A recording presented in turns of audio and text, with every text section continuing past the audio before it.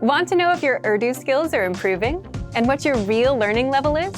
Get your language skills assessed with our free level assessment test. Just click the link in the description and sign up for a free lifetime account to get assessed. Want to finally start speaking in your target language? In this guide, you'll discover the top 7 ways to practice speaking on your own with our lessons. Let's begin. Number 1, shadowing. Shadowing is a proven learning technique where all you do is repeat what you hear in order to practice speaking. So, access any audio or video lesson on the site and press the play button to start. Then, as you listen or watch, just repeat the conversations. Or, even easier, read along out loud with the dialogue section. The script is right there in front of you. With our lessons, you can master entire conversations, just like that. Number 2, read out loud. I just mentioned it, but reading out loud is another powerful tactic and deserves its own mention. With every lesson, you get written transcripts and translations. So, as you play the lesson, read the dialogue out loud as you hear it. Why? By reading out loud, you're also practicing your speaking skills. You can do this with the lesson notes, the lesson transcript, or the dialogue tool. With the dialogue tool, you can listen to each line again and again, and repeat out loud until you master them all. Number 3, speed up your reading to speed up your speaking. Being able to speak without thinking is a sign of language mastery. If you're talking to a native and can respond quickly, they'll assume that you're fairly fluent. How can you do this? When you read out loud, try increasing your speed a little bit every time. So, start by reading with the dialogue tool. If you're like most learners, you'll read the first line slowly. That's because you're still getting used to the words, which is okay. Reread it. On your second try, you know most of the words, and you'll read a little faster. Reread it again. On your third try, you'll be even faster, at a native speaker's speed. And being able to read these phrases out loud and fast will help you speak fast. Number 4, record and compare yourself with native speakers. In order to sound like a native speaker, you must imitate native speakers. So here's how. Access the voice recorder, which is in the dialogue study tool in every lesson. Click on the microphone icon. Listen to the native speaker's audio, and then record yourself. You can then compare the 2 recordings side by side, and practice and try again and again until you perfect your pronunciation.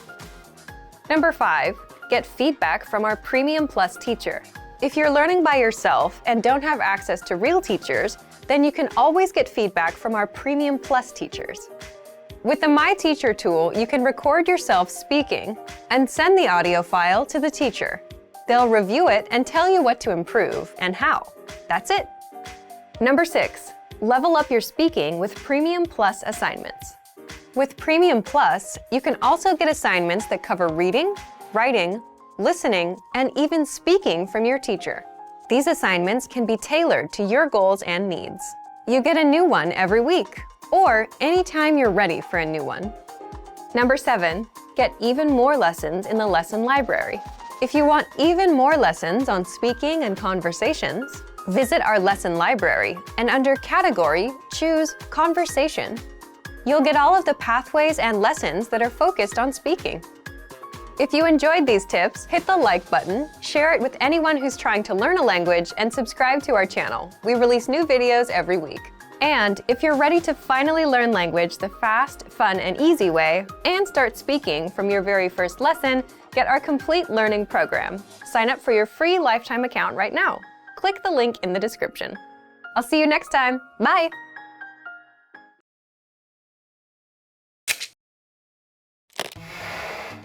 Hi everyone! How are your Urdu listening skills? In this video, you'll have a chance to test them out with a quiz. First, you'll see an image and hear a question. Next comes a short dialogue. Listen carefully and see if you can answer correctly. We'll show you the answer at the end. Are you ready? एक मर्द एक meeting में अपनी company की फ़रोख्त की कारकर्दगी के बारे में बता रहा है।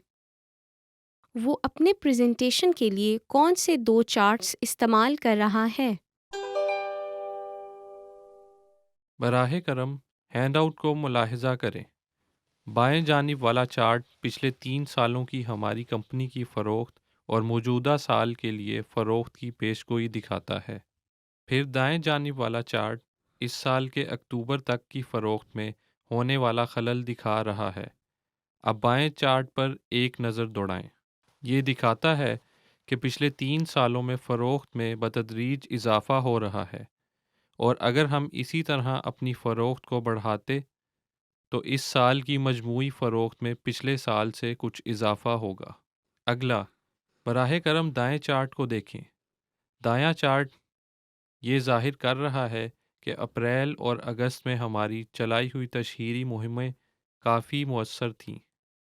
میں سمجھ گئی، لیکن مئی اور ستمبر میں تشہیری مہموں کے بعد فروخت میں کمی آ گئی ہے۔ ہاں، لیکن اس قسم کا اتار چڑھاؤ ناگزیر ہے۔ میں توقع کرتا ہوں کہ اگر ہم اپنی فروخت میں اضافہ جاری رکھیں تو پچھلے سال کے مقابلہ میں اس سال فروخت میں اضافہ نظر آئے گا۔ وہ اپنے پریزنٹیشن کے لیے کون سے 2 چارٹس استعمال کر رہا ہے؟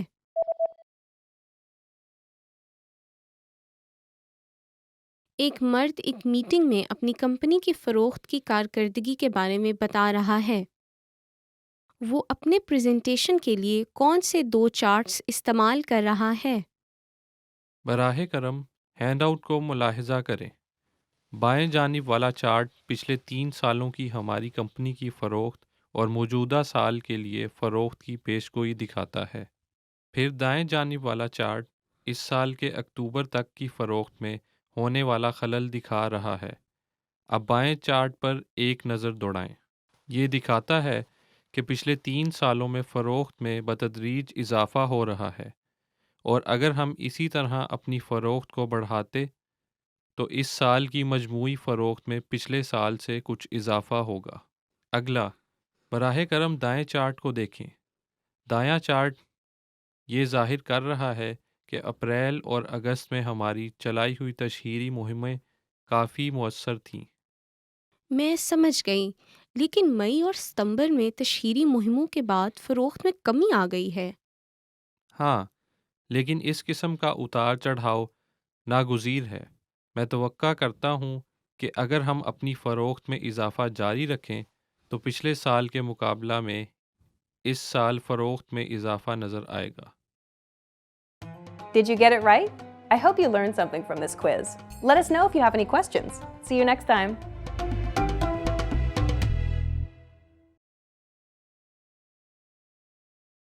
Did you take your free level assessment yet? Here's an extra bonus resource you'll get when you take the assessment. When you receive your result and learning level, you also unlock a free language course for your specific level, so you can start learning and level up your language skills. Just click the link in the description to get access.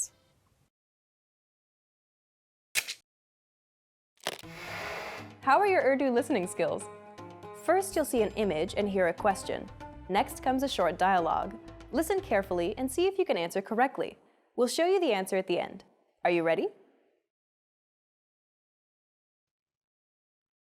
ایک طالب علم اور طالبہ ملازمت کے اشتہار کی طرف دیکھ رہے ہیں۔ طالبہ کس ملازمت کے لیے درخواست دے گی؟ ہیلو، اس ملازمت کے بارے میں آپ کی کیا رائے ہے؟ گھنٹہ وار تنخواہ کافی اونچی ہے۔ بالکل، تنخواہ عمدہ معلوم ہوتی ہے، لیکن کیا واقعی آپ اخبار پہنچانے کا کام کریں گی؟ یقیناً میں اچھی طرح سائیکل چلا سکتی ہوں، لیکن میں جلدی اٹھنے کے معاملے میں پریشان ہوں۔ یہ کیسا رہے گا؟ تنخواہ زیادہ نہیں ہے، لیکن آپ ایک ہفتہ میں 2 یا 3 دن کام کر سکتی ہیں اور شام سے ہی کام شروع کر سکتی ہیں۔ اچھا، کیا یہی ایک سپر مارکیٹ کے کیشیئر کی ملازمت ہے نا؟ اچھا، اسکول کے بعد کام کرنا ٹھیک رہے گا۔ یہ ایک کافی شاپ کے لیے ہے اور یہ بھی ٹھیک رہے گی۔ ارے ہاں، میں اس جگہ کو پسند کرتی ہوں اور یہ میرے اسکول کے راستے میں واقع ہے۔ بری نہیں ہے، ہے نا؟ میں کس کے لیے درخواست دوں؟ کن دو ملازمت کے درمیان؟ کافی شاپ اور اخبار پہنچانے کی ملازمت؟ جی ہاں، اخبار پہنچانے کی تنخواہ واقعی بہت عمدہ ہے۔ ٹھیک ہے، میں تیار ہوں۔ میرا خیال ہے کہ مجھے صرف جلدی اٹھنا ہوگا۔ طالبہ کس ملازمت کے لیے درخواست دے گی؟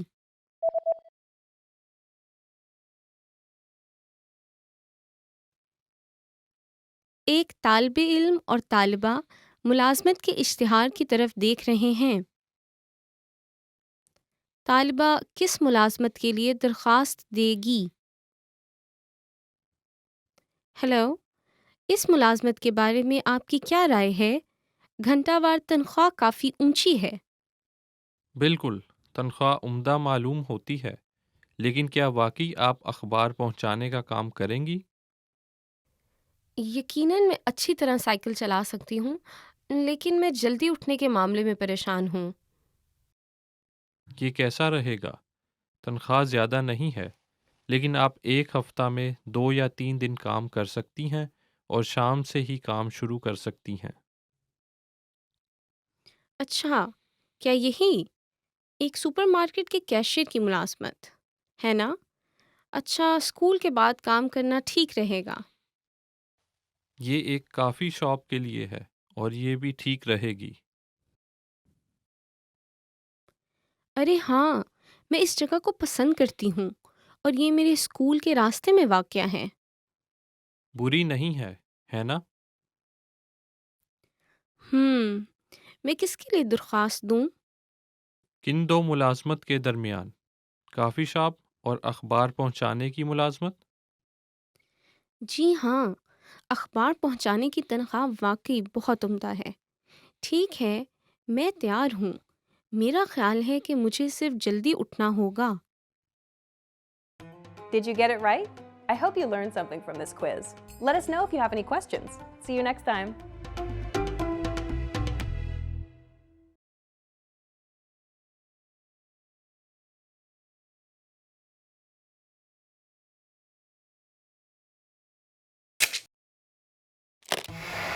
How are your Urdu listening skills? First, you'll see an image and hear a question. Next comes a short dialogue. Listen carefully and see if you can answer correctly. We'll show you the answer at the end. Are you ready? ایک مرد doctor کے دفتر phone کر رہا ہے۔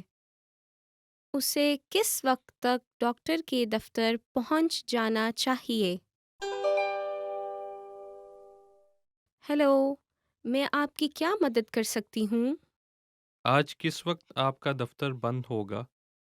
ہم 6 بجے بند کریں گے، لیکن براہ کرم 5:30 بجے سے قبل آ جائیں۔ ٹھیک ہے، شکریہ۔ اسے کس وقت تک ڈاکٹر کے دفتر پہنچ جانا چاہیے؟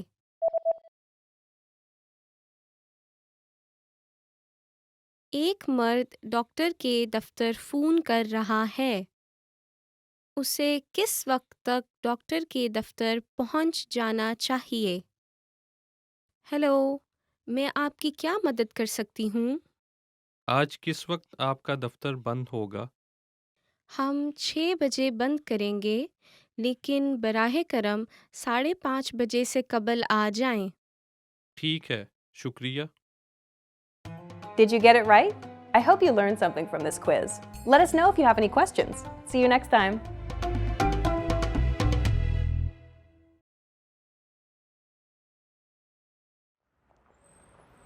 You are at a bus terminal where you've just bought a long-distance ticket.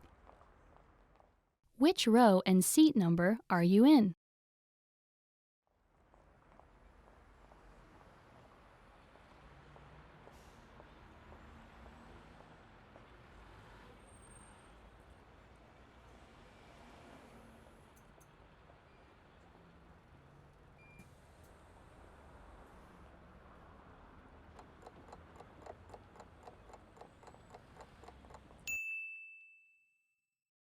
Which row and seat number are you in?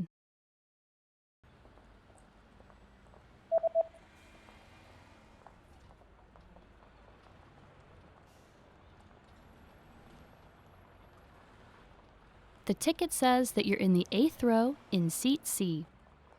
8वीं सफ नशिस्त सी.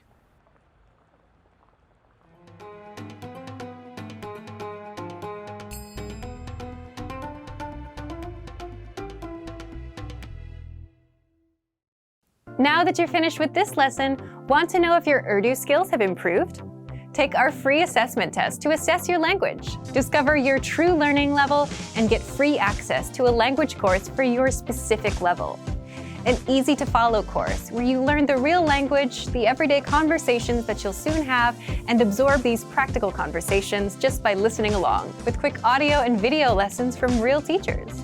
So click the link in the description and sign up for a free lifetime account to get assessed. Love these lessons? Want more? You'll find the rest of our 3-minute lessons on the website. Sign up for your free lifetime account. You'll unlock the full course in seconds and learn how to read and write in Urdu. You also get tons of other audio and video lessons that will get you using the language from your very first lesson and teach you how to read, write, and speak. Plus, you'll get PDF lesson notes, cheat sheets, study tools, and much more. Click the link in the description below and sign up for your free lifetime account. Want to improve writing in your target language? In this guide, you'll discover the top 8 ways to practice and master writing with our lessons and learning program. Let's begin. Number 1, write out the words and phrases by hand. One of the best ways to improve your writing is to simply write more. So write every word, phrase, and sentence that you learn in the lessons by hand in a notebook.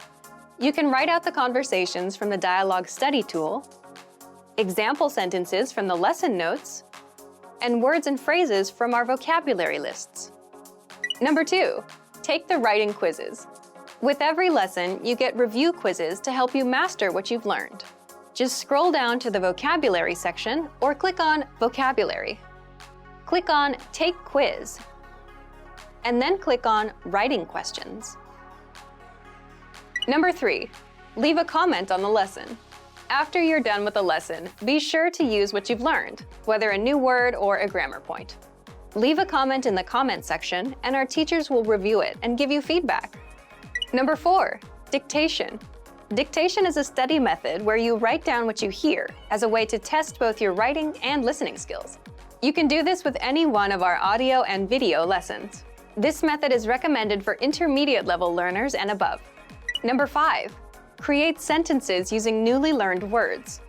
You can learn new words with our lessons, the word of the day, the vocab lists, and the core 2000 word list, which gives you the 2000 most frequently used words. And as mentioned before, you can also leave a comment with a practice sentence, and our teachers will review it. Number 6, write short messages to your Premium Plus teacher.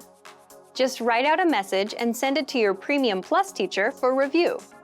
In fact, as a first step, all new Premium Plus users are asked to write a self-introduction and send it to their teacher. Your teacher will review your work, give you feedback, corrections, and help you improve your writing skills fast. Number 7, get writing assignments from your Premium Plus teacher. You can also get assignments that cover listening, writing, speaking, and even reading from your teacher. These assignments can be tailored to your goals and needs. You get a new one every week, or anytime you're ready for a new one. Number 8, get even more lessons in the lesson library. If you want even more writing lessons, then visit our lesson library, and under Category, choose Reading and Writing. You get instant access to all of the pathways and lessons that will help you master all areas of the language, including writing. You'll get all of our pathways and lessons that are dedicated to helping you master writing. So, if you're ready to finally learn language the fast, fun, and easy way, and start speaking from your very first lesson, get our complete learning program. Sign up for your free lifetime account right now. Click the link in the description. And if you enjoyed these tips, hit the like button, share it with anyone who's trying to learn a language, and subscribe to our channel. We release new videos every week. I'll see you next time. Bye!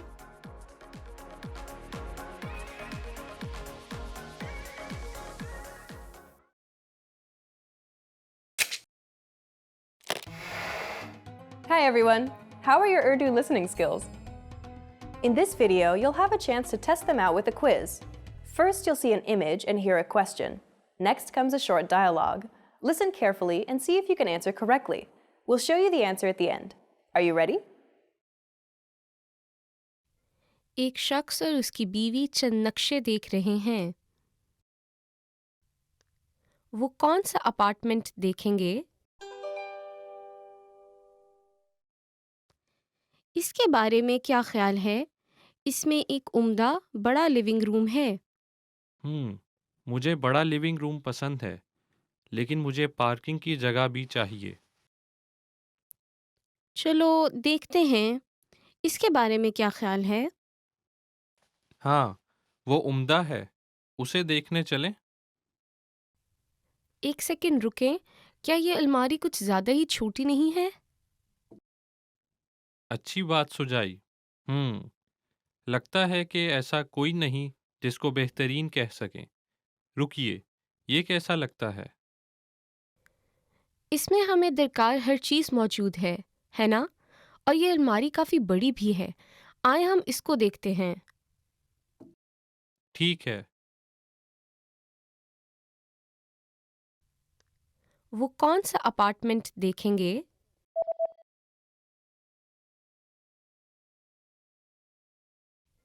ایک شخص اور اس کی بیوی چند نقشے دیکھ رہے ہیں. وہ کون سا اپارٹمنٹ دیکھیں گے؟ اس کے بارے میں کیا خیال ہے؟ اس میں ایک عمدہ بڑا لیونگ روم ہے. مجھے بڑا لیونگ روم پسند ہے لیکن مجھے پارکنگ کی جگہ بھی چاہیے. چلو دیکھتے ہیں. اس کے بارے میں کیا خیال ہے؟ ہاں وہ عمدہ ہے، اسے دیکھنے چلیں. ایک سیکنڈ رکیں. کیا یہ الماری کچھ زیادہ ہی چھوٹی نہیں ہے؟ اچھی بات سجائی.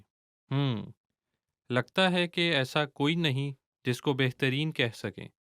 رکیے، یہ کیسا لگتا ہے؟ اس میں ہمیں درکار ہر چیز موجود ہے نا؟ اور یہ الماری کافی بڑی بھی ہے. آئیں ہم اس کو دیکھتے ہیں. ٹھیک ہے. Did you get it right? I hope you learned something from this quiz. Let us know if you have any questions. See you next time.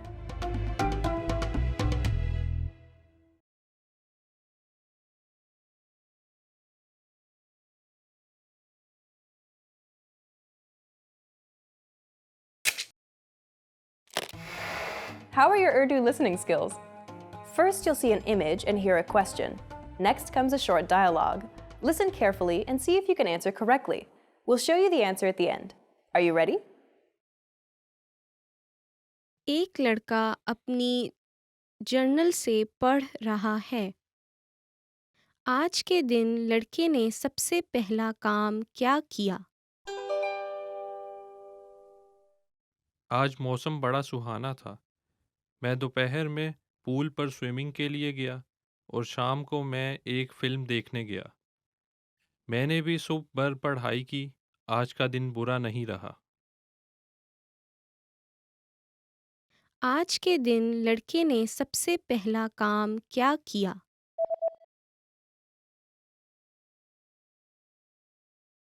ایک لڑکا اپنی جرنل سے پڑھ رہا ہے.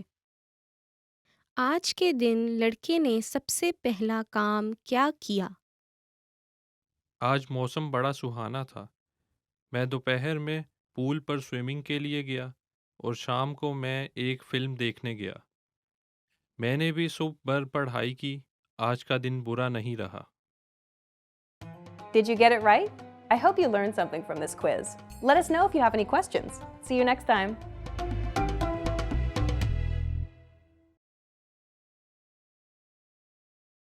Hello, Assalamu alaikum. This is Afra. Welcome to our series Urdu Top Words. And our today's lesson is Top 10 Phrases You Never Want to Hear. Well, this is spicy and you would like it. Let's start. کیا آپ نے حال ہی میں وزن بڑھایا ہے؟ Have you gained weight recently? So the first phrase would be کیا آپ نے حال ہی میں وزن بڑھایا ہے؟ Have you gained weight recently? Oh my God, I think this is kind of every woman's nightmare. آپ کا ایک بال سفید ہے. You have a gray hair. آپ کا ایک بال سفید ہے. you have a gray hair. If you're talking to many Pakistani women, probably their head is mostly covered.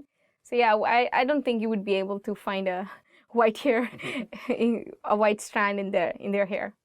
मैंने आपको ऐसा कहा था. I told you so. मैंने आपको ऐसा कहा था. I told you so.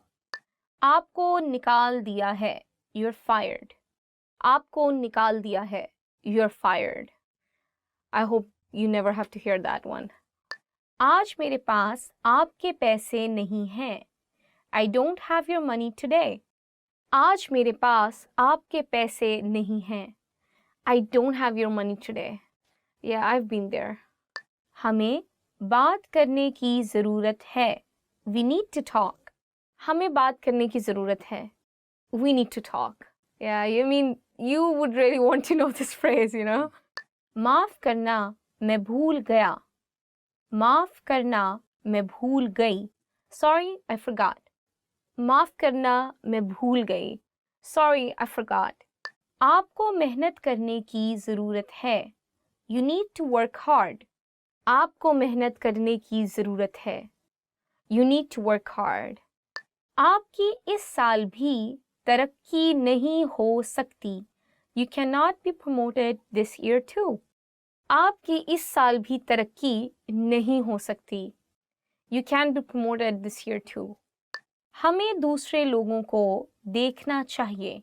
We should see other people. हमें दूसरों को देखना चाहिए. We should see other people. So that's all, guys. It's the end of another video lesson. If you liked it, make sure to give us a like and subscribe down below. Don't forget to check our website, www.urdupod101.com. See you until next time. Allah Hafiz. Urdu what? Urdu top words? Urdu top words, right? Yeah. Okay, I forgot.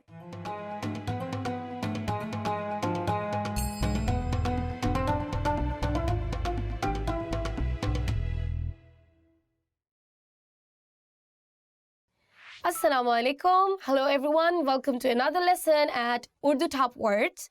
Our today's lesson is must know expressions for agreeing and disagreeing.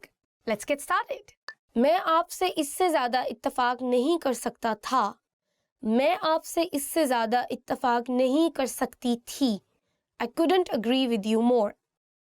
मैं आपसे इससे ज़्यादा इत्तफाक नहीं कर सकती थी. मैं आपसे इससे ज़्यादा इत्तफाक नहीं कर सकता था. I couldn't agree with you more. Basically, you are giving a positive comment, but you're using a negative word in this sentence. So it's like you are putting more force, and it's more persuasive when you want to say a positive thing, but at the same time you are using a negative word inside that sentence. मुझे यकीन नहीं है. Well, I'm not sure. मुझे यकीन नहीं है. Well, I'm not sure. Actually, this phrase can be used in two ways. For example, मुझे यकीन नहीं है. Like, I really don't believe it. And the other way, as I translate it, well, I'm not sure about it. So you can use this phrase for any of the expression or any of the feeling that you want to convey to the other party. Bilkul, of course. Bilkul, of course. It's a very common word that we are using, and sometimes some people are using it also as a conversation filler. Like, bilkul, bilkul, ji, bilkul, bilkul. Of course, yes, of course, yes, of course. So you get the hang of it once you start using it in your daily conversations. It's actually a quite good conversation filler. मेरा अंदाज़ा है. I guess so. मेरा अंदाज़ा है. I guess so. Again, this expression can be used in two ways. One, you can say, well, I guess so. And you can also say, yeah, I guess it is. The difference is that in one expression, you are saying, you're giving a vague expression that I guess so. But in the other expression, मेरा अंदाज़ा है, I guess it is, like I'm sure, I'm kind of sure that it is this way. the more you use an expression, the more comfortable you will get with it, and the more you will have a better understanding when to use the expression in a particular way of saying it. So don't worry about it too much. मैं ये कहने ही वाला था. मैं ये कहने ही वाली थी. I was just going to say that. मैं ये कहने ही वाला था. मैं ये कहने ही वाली थी. I was just going to say that. It's pretty simple. If you just hear something from someone and it's still in your mind and you're just like, I was just going to say that. So you just say that in Urdu. मैं ये कहने ही वाला था, and that's for a boy. मैं ये कहने ही वाली थी, that's for a female speaker or a girl. If you have seen our other videos that concerns with grammar, you will get a more clear idea about when to use tha, when to use thi. So please don't forget to check them out. जी हाँ, आप दुरुस्त हैं. Yes, you are right. जी हाँ, आप दुरुस्त हैं. Yes, you are right. We use the word आप for elderly people or when we are in a formal situation. But in English, we are using you in almost every situation. It doesn't matter you're talking to a mother or you're talking to your younger sister. But in Urdu, we have a very clear hierarchy when we are speaking to our audience. So make sure when you're speaking to elder people or when you're in a business situation, you have to use आप दुरुस्त हैं. But if you're talking to a friend, you can use the same phrase but just say तुम दुरुस्त हो, तुम. So tum is the informal आप or informal you. आप गलत हैं. You are wrong. आप गलत हैं. You are wrong.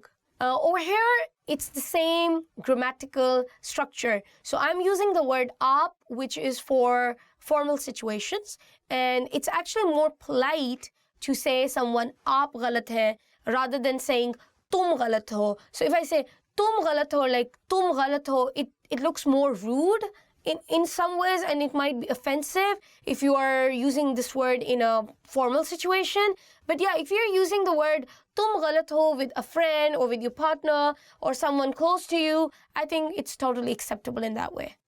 मैं ऐसा नहीं सोचता. मैं ऐसा नहीं सोचती. I don't think so. मैं ऐसा नहीं सोचता. मैं ऐसा नहीं सोचती. I don't think so.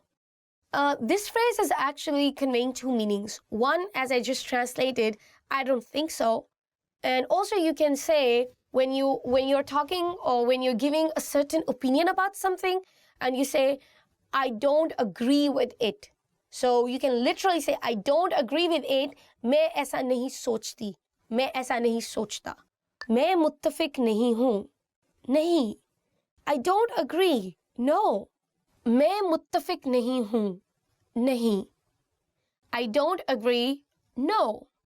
I think this is quite a strong expression, especially if you are in a formal situation, especially if you're working and you are talking to your boss, and it conveys a very strong opinion that I really don't agree with it, and it means a no from my side. So just practice and you will get a hang of it. मैं मुत्तफिक हूँ. I agree. मैं मुत्तफिक हूँ. I agree. So I hear you, I agree. Again, it's a very strong opinion, a very strong expression, and you can use it in formal or informal situations, but I think that people usually use heavy Urdu words generally when they are in formal situations. I hope, guys, you liked this video. If you did, please don't forget to give us a thumbs up and don't forget to comment below and subscribe to our YouTube channel. If you have any questions related to this topic or not to this topic, anyway, do comment. I'll be looking forward to it and answering all your questions. If you need to know more about our Urdu lessons, advanced material, and advanced videos for Urdu language, please check our website www.urdupod101.com. See you until next time. This is your host, Afra. Allah Hafiz.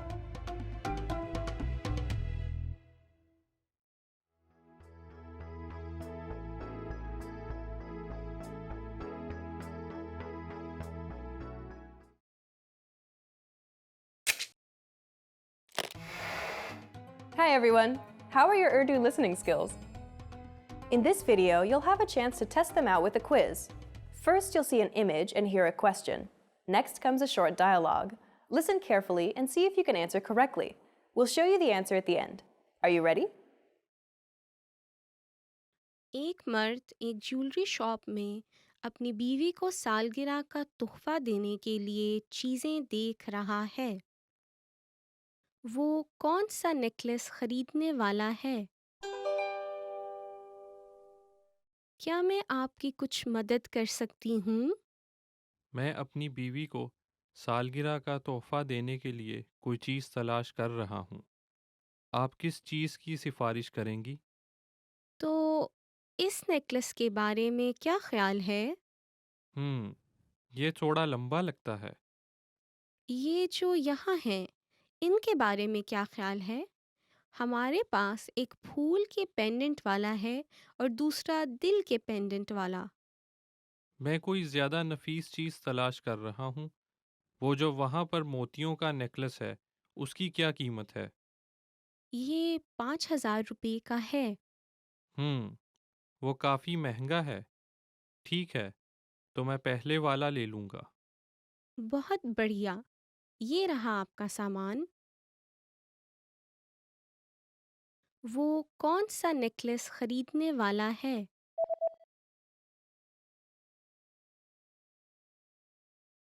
एक मर्द एक jewellery shop में अपनी बीवी को सालगिरह का तोहफा देने के लिए चीज़ें देख रहा है। वो कौन सा नेकलेस खरीदने वाला है? क्या मैं आपकी कुछ मदद कर सकती हूँ? मैं अपनी बीवी को सालगिरह का तोहफा देने के लिए कोई चीज़ तलाश कर रहा हूँ। आप किस चीज़ की सिफारिश करेंगी? तो इस नेकलेस के बारे में क्या ख्याल है? ये थोड़ा लंबा लगता है। ये जो यहाँ हैं, इनके बारे में क्या ख्याल है? हमारे पास एक फूल के पेंडेंट वाला है और दूसरा दिल के पेंडेंट वाला। मैं कोई ज़्यादा नफीस चीज़ तलाश कर रहा हूँ। वो जो वहाँ पर मोतियों का नेकलेस है, उसकी क्या कीमत है? ये 5,000 रुपये का है। वो काफ़ी महंगा है। ठीक है, तो मैं पहले वाला ले लूँगा। बहुत बढ़िया, ये रहा आपका सामान। Did you get it right? I hope you learned something from this quiz. Let us know if you have any questions. See you next time.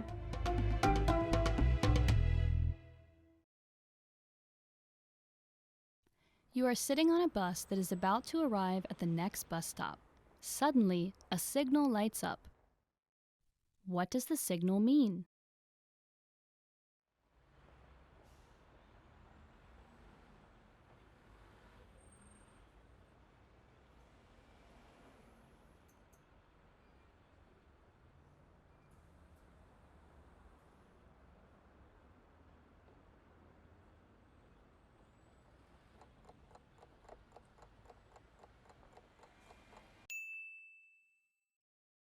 What does the signal mean?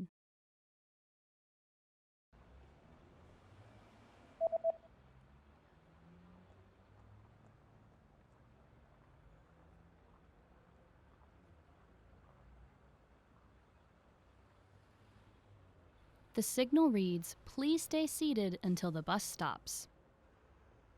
बराहे मेहरबानी, जब तक बस रुकती नहीं, बैठे रहिए।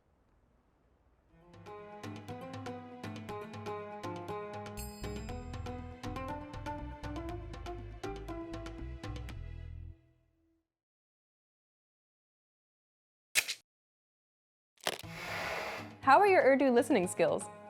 First, you'll see an image and hear a question. Next comes a short dialogue. Listen carefully and see if you can answer correctly. We'll show you the answer at the end. Are you ready? एक restaurant में एक मर्द और एक खातून menu देख रहे हैं। मर्द क्या ऑर्डर करने जा रहा है? आप क्या ऑर्डर करेंगी? लगता है पिज़्ज़ा जायकेदार होगा। मेरा ख्याल है मैं वही लूँगी। मैंने कल ही पिज़्ज़ा खाया है, इसलिए।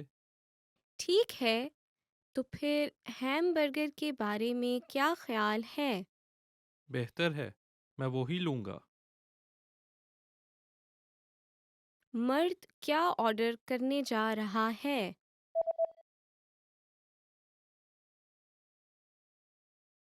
एक रेस्टोरेंट में एक मर्द और एक खातून मेन्यू देख रहे हैं। मर्द क्या ऑर्डर करने जा रहा है? आप क्या ऑर्डर करेंगी? लगता है पिज़्ज़ा जायकेदार होगा। मेरा ख्याल है मैं वही लूँगी। मैंने कल ही पिज़्ज़ा खाया है, इसलिए ठीक है, तो फिर हैमबर्गर के बारे में क्या ख्याल है? बेहतर है, मैं वो ही लूँगा। Did you get it right? I hope you learned something from this quiz. Let us know if you have any questions. See you next time.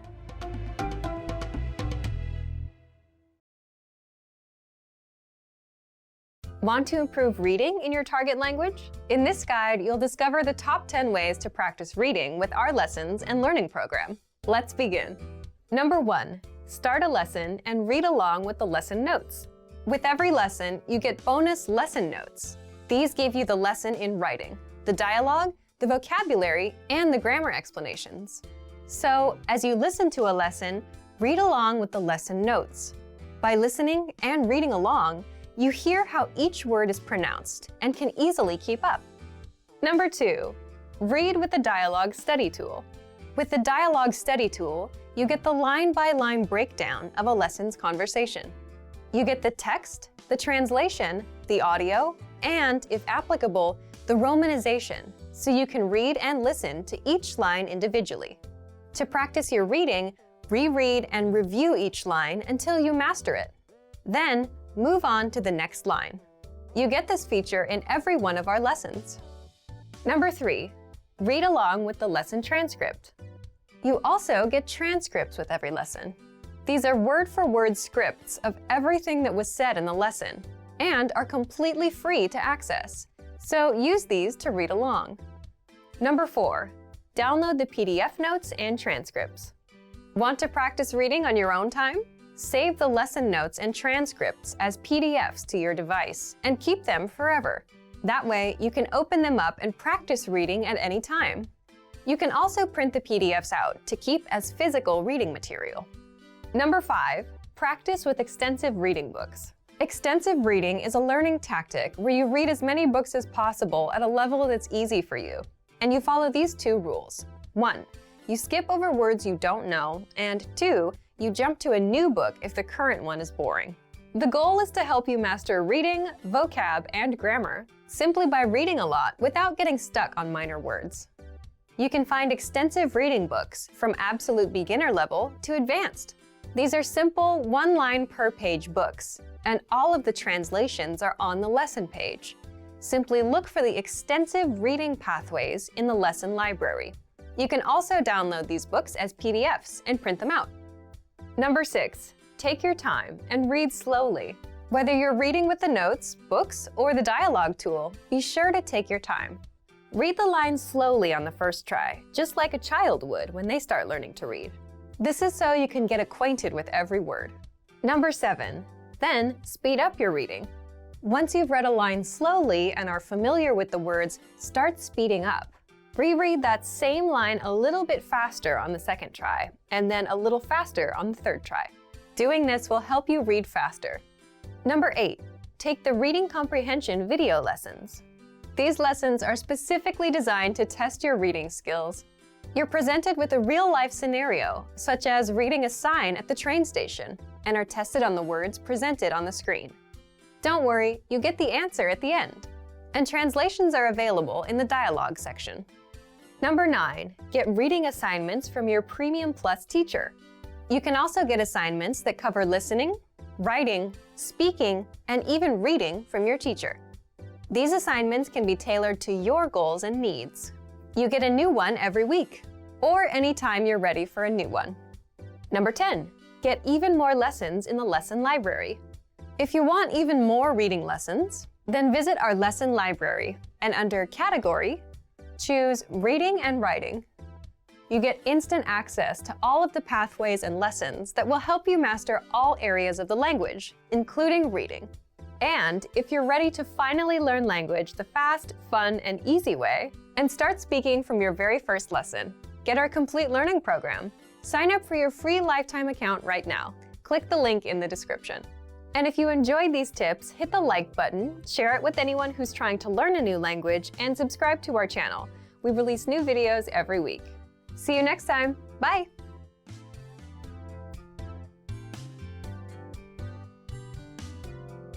Assalamu alaikum. Hello everyone. Welcome to another lesson with us at Urdu Top Words. And our today's lesson is how to respond, how are you? By the way, I'm good. Okay, let's get started. आप कैसे हैं? आप कैसी हैं? How are you?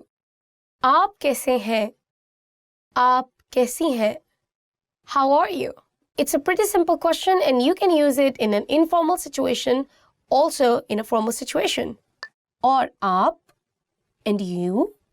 और आप and you. So basically this question is an answer but asking a question. So you know what I mean? So if one person asks you, how are you? And then it's your turn to ask. So you just say, and you. So और आप. आपका शुक्रिया. Thank you. आपका शुक्रिया. Thank you. Now I would say आपका शुक्रिया in a more formal situation. And in an informal situation, I would just say shukriya. No need to use the word aap or tum, or no need to use any kind of helping verbs like ka or ki. Just shukriya. Thank you. So there you go. मैं ठीक हूँ. I'm fine. मैं ठीक हूँ. I'm fine. This expression or this phrase you can use in both formal and informal situations. It's a pretty simple expression. I'm fine. मैं ठीक हूँ. And also, this expression does not have any kind of hierarchy attached to it. What I mean is that if you're talking to an elder person or you're talking to a younger person, you'll reply both of them the same way. I'm fine. मैं ठीक हूँ. मैं बुरा नहीं हूँ. मैं बुरी नहीं हूँ. I'm not bad. मैं बुरा नहीं हूँ. मैं बुरी नहीं हूँ. I'm not bad. Actually, this phrase has, interestingly, two meanings. One is, I'm not bad, as in, how am I? But I'm not bad, like, I'm not a bad person. And in Urdu, we have the same phrase. मैं बुरा नहीं हूँ. I'm not a bad person. मैं बुरा नहीं हूँ. I'm not doing bad. So, it's more of a translation thing. But in Urdu, you have the same sentence, but the expression on your face is different when you're conveying that expression. I hope you understand it. It's not that confusing. मैं भी ठीक हूँ. I'm fine too. मैं भी ठीक हूँ. I'm fine too. So again, it's kind of an answer to a person already asking your question or inquiring about your health. And it's just merely a answer to that one. It's pretty simple. I'm fine. I'm fine too. मैं ठीक हूँ. मैं भी ठीक हूँ. मुझे नींद आ रही है. I'm sleepy. मुझे नींद आ रही है. I'm sleepy. I think it's good to know this one. Sometimes you're bored and you just want to be removed out of the spot. So you just say मुझे नींद आ रही है. And again, there is no hierarchy attached to this specific phrase. You can just use it in any kind of situation. But yeah, try to keep your expressions polite. मुझे नींद आ रही है. I'm sleepy. Rather than saying, मुझे नींद आ रही है. I'm sleepy. So the expression actually makes a hell lot of a difference when you are having a conversation in the Urdu language. मुझे बुरा महसूस हो रहा है. I'm feeling bad. मुझे बुरा महसूस हो रहा है. I'm feeling bad. Now this expression can be used in any situation in terms of anything, may it be food, your shopping experience, or your personal feeling towards another human being. So you just say, I'm feeling bad. For example, let's say I just had a bad curry and I say, मुझे बुरा महसूस हो रहा है. I'm feeling bad. You know, kind of like I'm not feeling good. I'm getting sick. But if I say मुझे बुरा महसूस हो रहा है for another person, I'm feeling bad. So you just got to practice it more in order to get the hang of using these expressions. And also they are very commonly used, so you just have to do more practice for these. मैं बेहतरीन हूँ, I'm great. मैं बेहतरीन हूँ, I'm great. बेहतरीन is also a word that describes the word better. I'm doing better. But the way you say it actually makes it I'm great. मैं बेहतरीन हूँ, I'm great. पूछने के लिए शुक्रिया. Thank you for asking. पूछने के लिए शुक्रिया. Thank you for asking. It's, I think, more used when we are talking to our elders or but I think, you can use it for both formal or informal situations. As the translation says, thank you for asking. So it's polite. It's polite to use such phrases.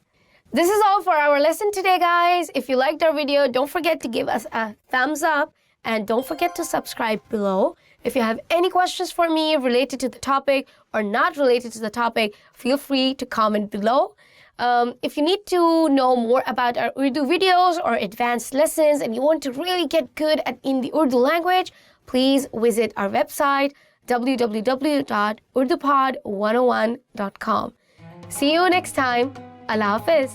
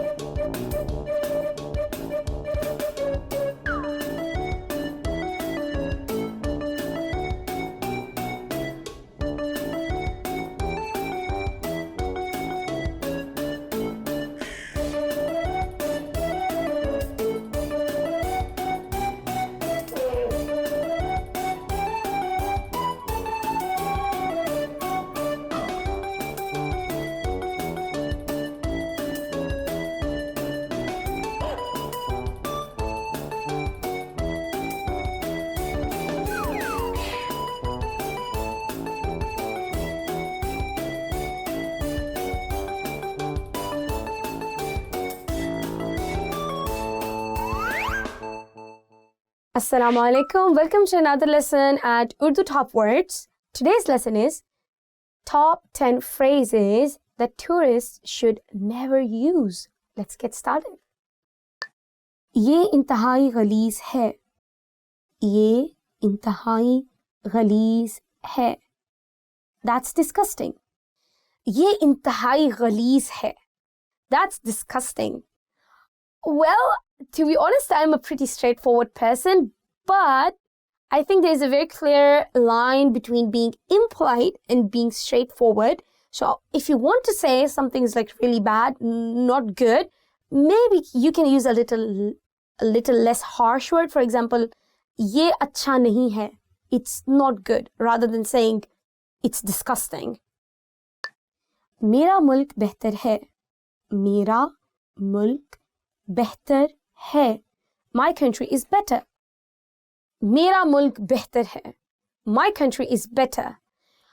Well, you see, guys, we are sharing this planet Earth, so every country has some good points and some bad points, and we have to be bit more flexible and have that kind of attitude. So I don't think it's a very polite phrase to use or a very polite idea that I agree with. ये मुल्क महफूज नहीं है. ये मुल्क महफूज नहीं है. This country is not safe. ये मुल्क महफूज नहीं है. This country is not safe. As I said again, every country has some good points and every country has some bad points. I totally agree with it. There might be some parts of Pakistan that you don't feel they are safe. I am a Pakistani and I've lived almost all my life in Pakistan, and I know those particular areas of Pakistan which I feel are not safe. But that doesn't mean that I say my country as a whole that Pakistan is not safe. You understand what I'm trying to say? I'm sure where you're coming from, there might be some part of the country or your area which you don't feel comfortable going in. But that doesn't mean that we label that country. May it be any country, India, Pakistan, any country. I mean, but I don't think it's fair to the people that you label the country as not safe. बकवास बंद करो. बकवास बंद करो. Shut up. बकवास बंद करो. Shut up. Well, I think it's not really polite, but I would like to point it out here that when you're with your friends, especially teenagers, I feel they tend to use this word a lot more than the grown-ups. Like, bakwas na karo, like, don't say foolish stuff, or don't say rubbish. But yes, if your tone is like, bakwas band karo, that is shut up, and that's not polite. मुझे तुम्हारी सकाफत में बहुत दिलचस्पी नहीं है. मुझे तुम्हारी सकाफत में बहुत दिलचस्पी नहीं है. I'm not very interested in your culture. मुझे तुम्हारी सकाफत में बहुत दिलचस्पी नहीं है. I'm not very interested in your culture. I think when you're visiting a country, the whole point is to take the experience in. May it be a good experience, may it be a bad experience. You share the good experiences, you learn from the bad experiences, and you guide the people according to your experiences. But saying someone, I'm not interested in your culture, dude, why did you even go there at the first place if you're not interested? So watch out before you speak. मुझे नए लोगों से मिलना पसंद नहीं. मुझे नए लोगों से मिलना पसंद नहीं. I don't like meeting new people. मुझे नए लोगों से मिलना पसंद नहीं. I don't like meeting new people. Well, again, difference of opinion, I guess. If you don't like meeting new people, I mean, you don't have to say it because it might hurt other people's feelings.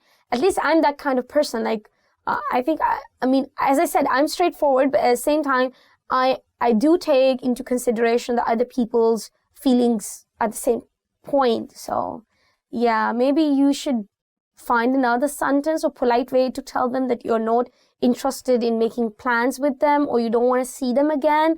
But yeah, there could be many other sentences through which you can convey the same point. Bezar kun. Bezar kun. Boring. Bezar kun. Boring.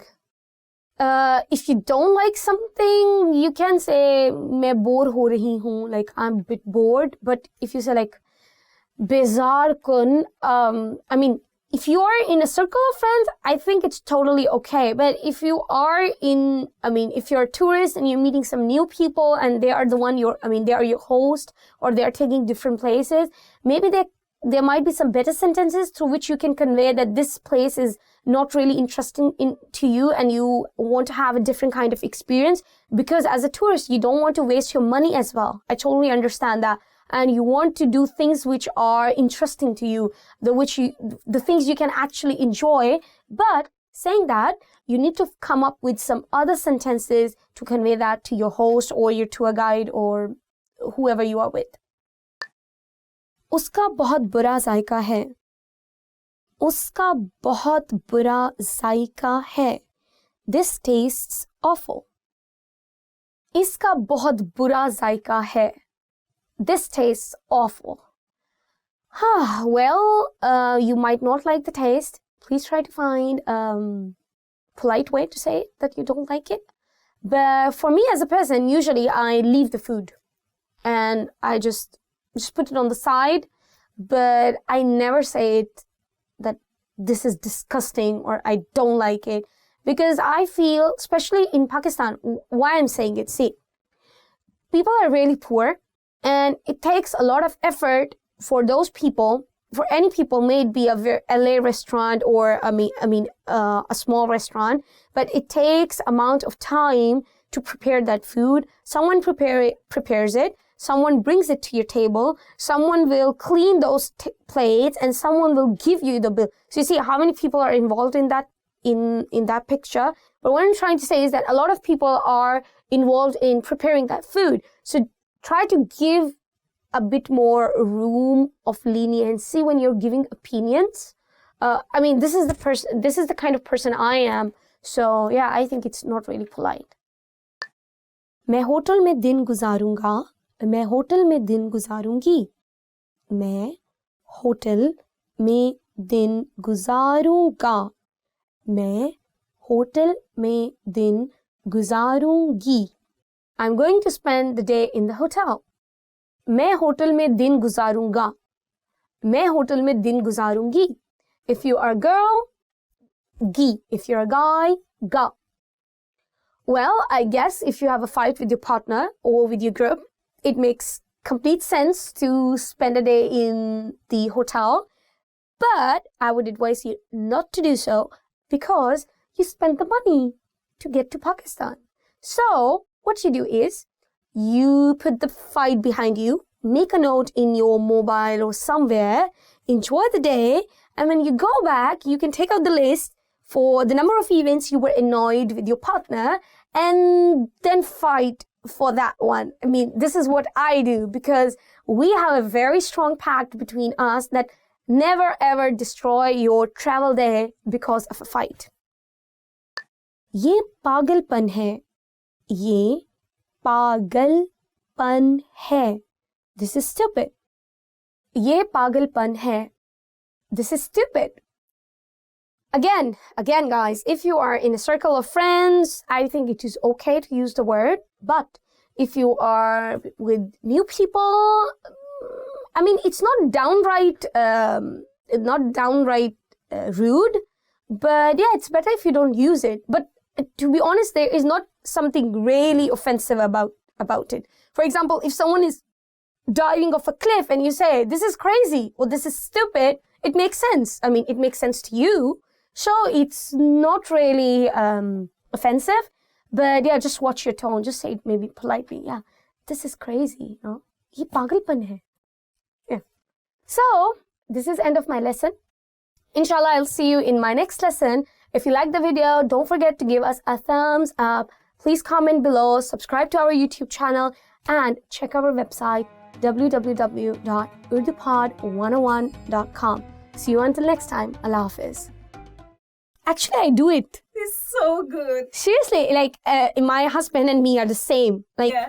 If I don't like something and it's making me angry, so I forget about it, just write it. Yeah. But when I get home, I'm going to be like, I really have a big fight, but we cannot ruin the travel day because we paid visa and travel tickets and everything. So it's no point in destroying your day. Oh, this is a so good idea. Yeah. I like it. Okay, I will take note of it. yeah. I think if you have rules in your relationship, I don't know, I feel it works. This is a very nice one. Okay.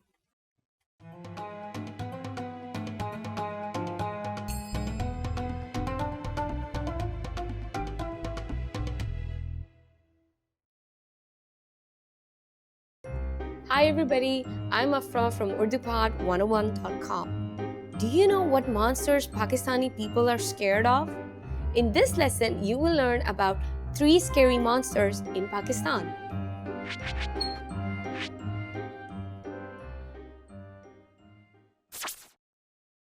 Let's start with the most popular monster, Churail.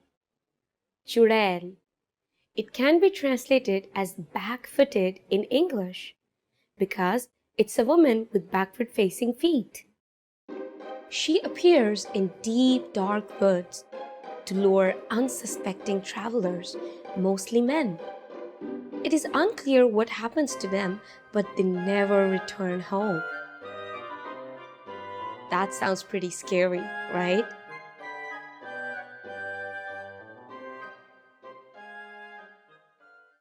You might have heard about the next monster.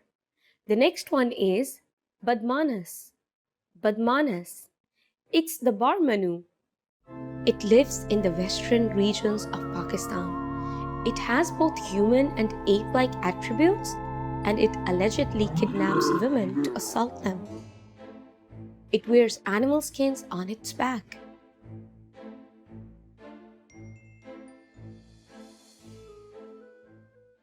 Okay, here's the last monster, Salila. Salila. Have you heard of this next one? This is the Silla. A Silla is a female jinn. The creatures below demons and angels. They are treacherous and can change form. The Silla reportedly seduces men, captures them, and forces them to dance.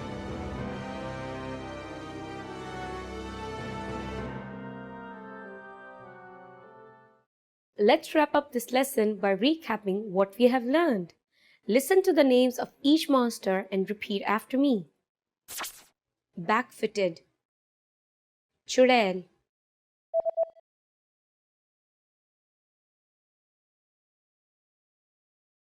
Churel, Barmanu, Badmanas,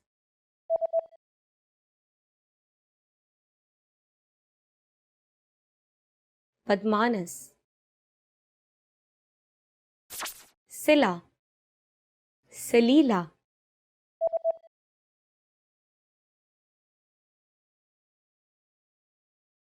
Salila,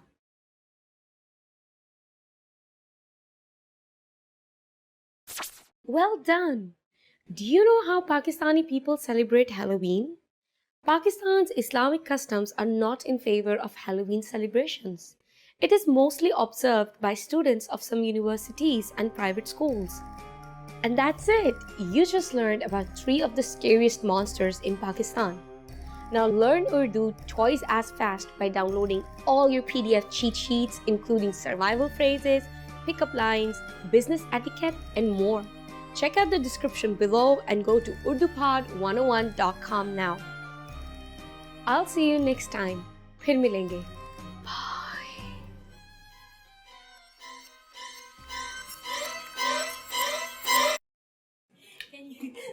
That was not mysterious at all. Yeah, it's very informative. Yeah, I saw you like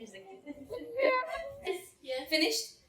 That's the first shot. Oh, we still have. This is the shot. I was looking at me. I was actually looking at the screen.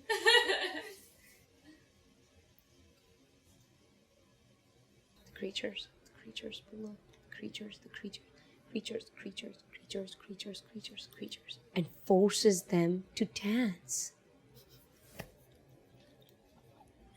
And then, Like this? yeah.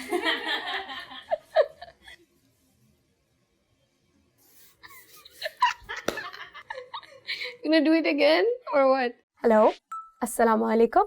Welcome to Urdu Top Words. And today our lesson is top 10 phrases you will need for a date. Okay guys, so before we jump right into the lesson, I would want to talk about a bit about our culture and how is dating in Pakistan. So as you all might already be familiar with that Pakistan is an Islamic country. So I would say that more than 50% of the marriages are arranged marriages. So yeah, you don't get to date a lot when you are in high school or in university. That being said, people do date. I mean, it's something natural and they might not announce it publicly that they are dating, but yes, couples do date. They get to know each other. And if they feel confident enough and with the blessings of their family, they do get to get married too. But yes, you have to be just a bit more careful when you are in your workspace or when you are in your university, and you need to be sure when you are asking someone for a date how to approach that subject rather than just going straight away, yeah, I would like to go on a date with you, you know. This might come as strong or a bit more offensive. You need to have a certain kind of tact to handle these kind of situations. Let's get started. क्या आप मेरे साथ date पर चलेंगी? क्या आप मेरे साथ डेट पर चलेंगे? Will you go on a date with me? So a very quick note, if it's a man, चलेंगे. If you're asking a woman, चलेंगी. I would really not suggest you just ask like, would you go on a date with me? Rather, I would say maybe, क्या आप मेरे साथ coffee पीने चलेंगी? क्या आप मेरे साथ कॉफी पीने चलेंगे? So I think it's more tactful to approach the subject and receive, you know, the signal from the other person that are they really interested in talking to you with a cup of coffee or tea or whatever. आप इस हफ्ते के आखिर में फारिग हैं? Are you free this weekend?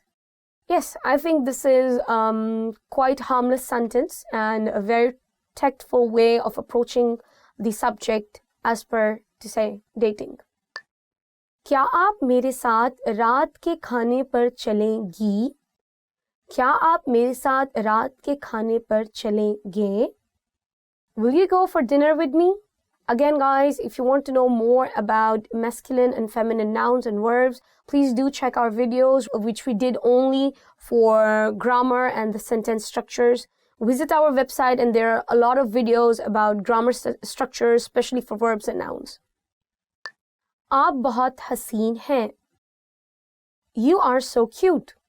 So we use the word haseen actually for beautiful, and there's one more word for beautiful that is khubsurat. So you can either use haseen or khubsurat, and I translated it as you are cute.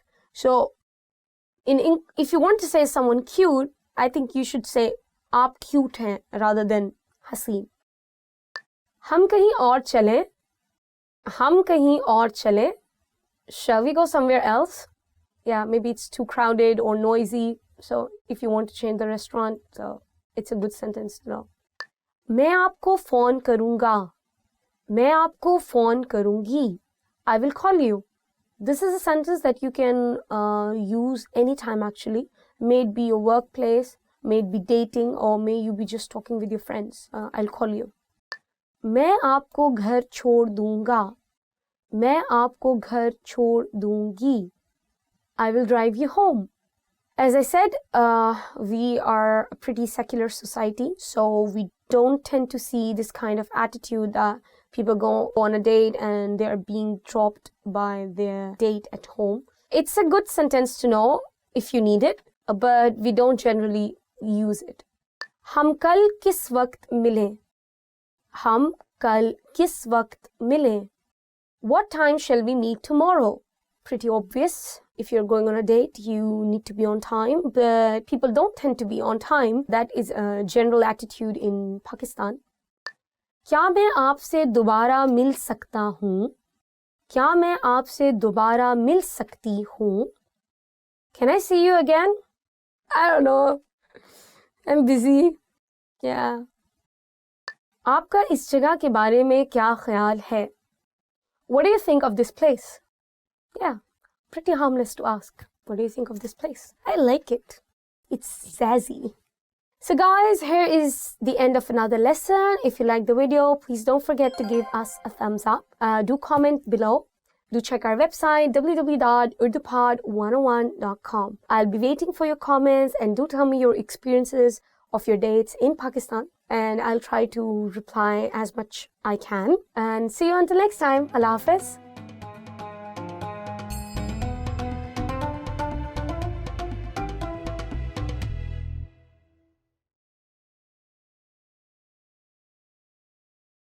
Assalamu alaikum. Welcome to another lesson at Urdu Top Words. Our today's lesson is 10 ways to say hello. Let's get started. Subah bakhair. Subha bakhair. Good morning. Subha bakhair. Good morning. See, there are two pronunciations for this word. One is subha bakhair, and you can also say subha bakhair. I don't know which way sounds more natural to you, but I think it's more to do with your tongue, how you roll it. So usually I say it like subha bakhair. Hello. Hello. Hello. Hello. Hello.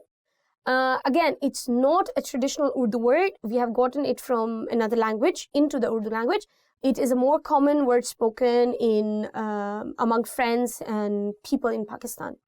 Especially when you are on the phone. Like the moment you pick up the phone, they say, hello, assalamu alaikum. Like they first say hello, like hello, and then assalamu alaikum. बहुत वक्त हो गया आपको देखे. बहुत वक्त हो गया आपको देखे. Long time no see. बहुत वक्त हो गया आपको देखे. Long time no see.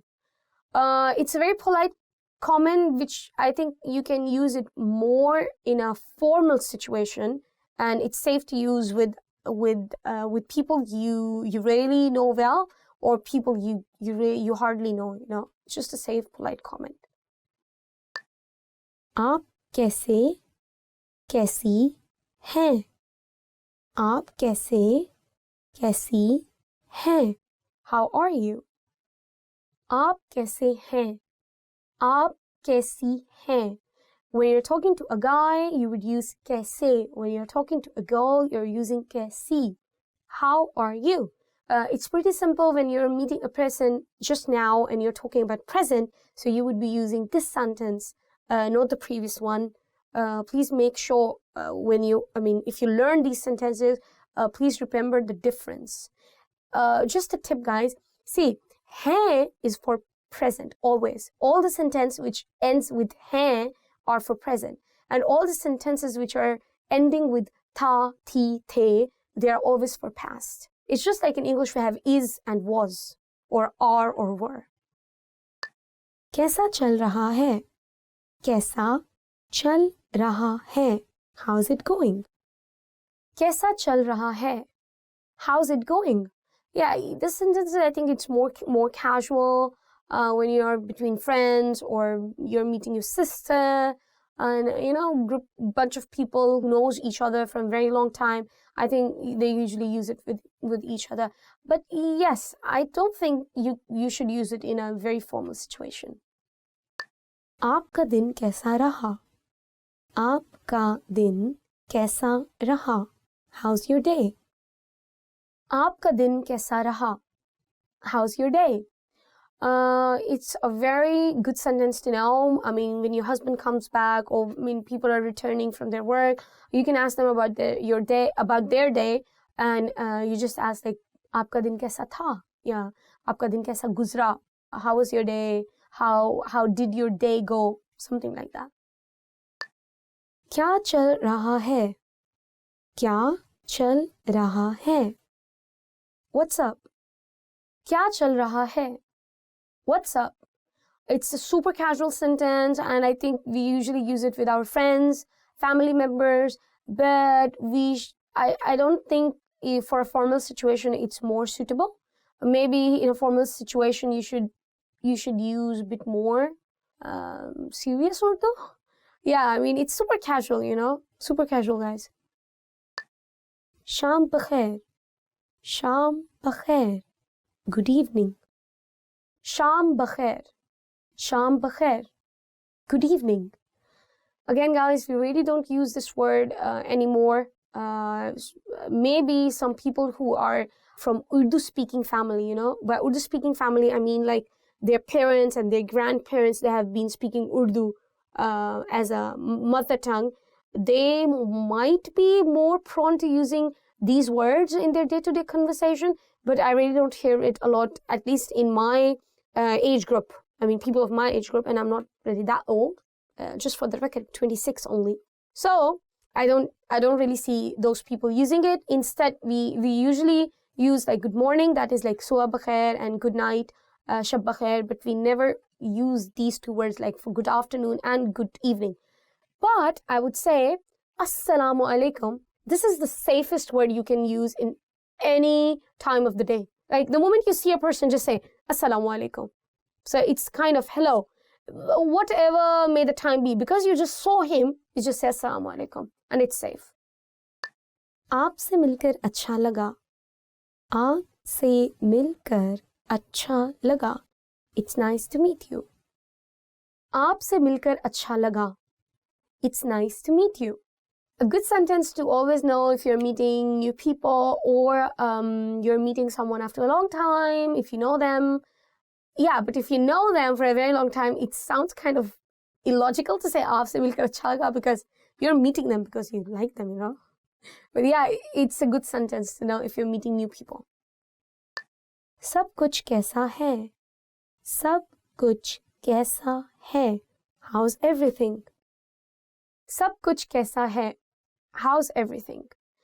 Again, super casual, but this you can also use in your formal situations. I mean, there is a very right amount of balance in the sentence structure. So yes, you can use it with your bosses. I mean, in your workplace. So guys, this is the end of another lesson. If you like the video, please don't forget to give us a thumbs up. Please comment below and tell me what is your favorite phrase for saying hello when you meet new people.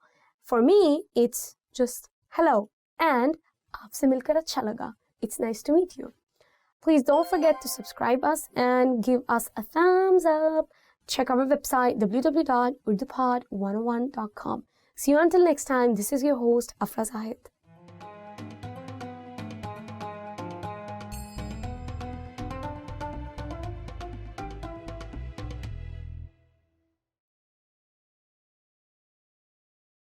Hello, Assalamu alaikum. This is Afra and welcome to our series Urdu Top Words. So our today's lesson is top 10 hardest words to pronounce. And I'm really going to help you with the pronunciation. So let's get started. Tamgha, medal. Tamgha, gha. The sound of gha or the alphabet ghain is always coming from here. So try it from here. Tamgha. उसे एक तमगा मिला. He got a medal. दिलचस्पी, interest. दिलचस्पी, interest. दिलचस्पी, दिलचस्पी, interest. मुझे फिल्मों में दिलचस्पी है. I have an interest in movies. खिड़की, window. खिड़की, window. खिड़की खोलें. Open the window. Probably it is quite difficult because I think I've never studied this word in English or in Arabic, so it's kind of hard to get it in the first go. So just keep practicing, and the tip would be to keep rolling your tongue.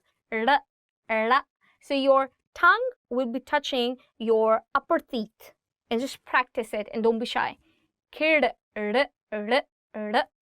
मूंछें, mustache. मूंछें, mustache. आपकी मूंछें अच्छी लगती हैं.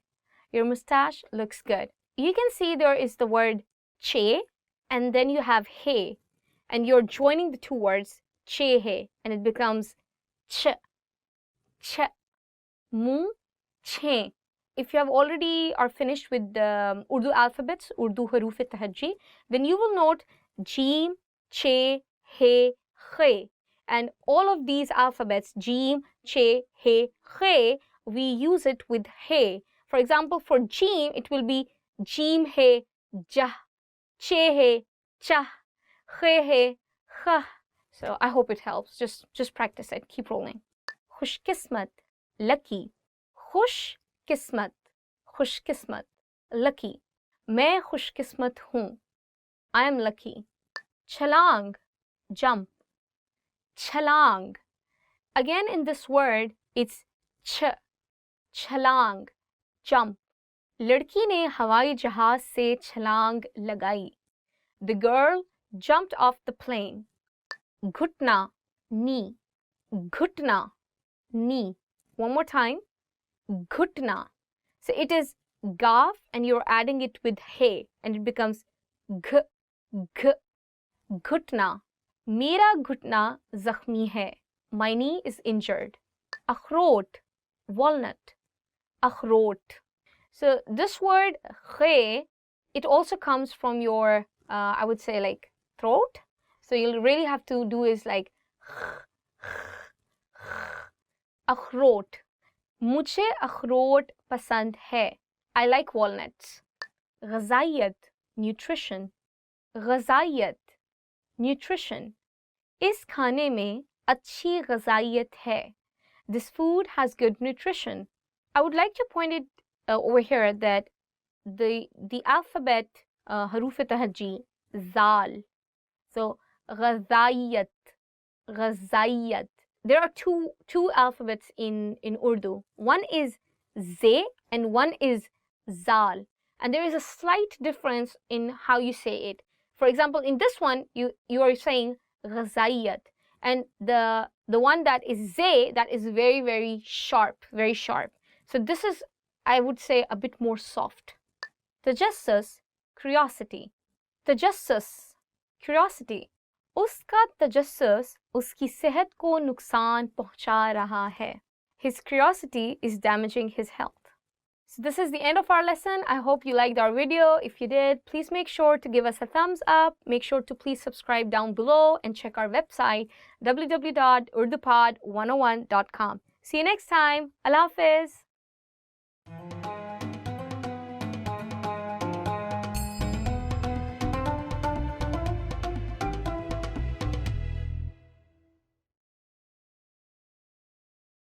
You are at a bus terminal where you're attempting to buy a ticket from a ticket counter.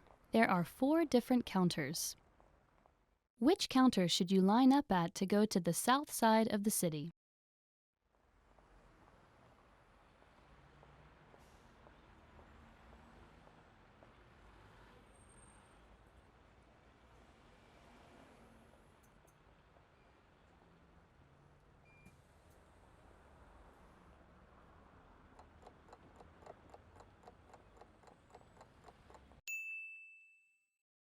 Which counter should you line up at to go to the south side of the city?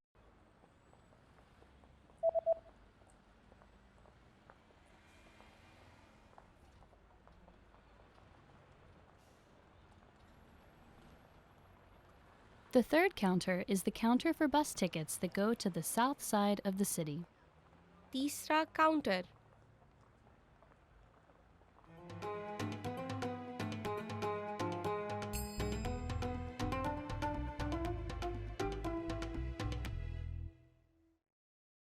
Hello, Assalamu alaikum. My name is Afra and welcome to our series Urdu Top Words.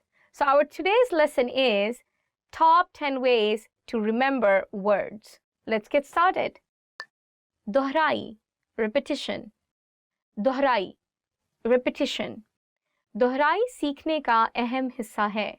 Repetition is an important part of learning. I think that is very true. The more you repeat, the more you will remember the word. And I would suggest making a deck of Urdu words in your mobile and just repeating it every day. The more you repeat, the more you'll remember it.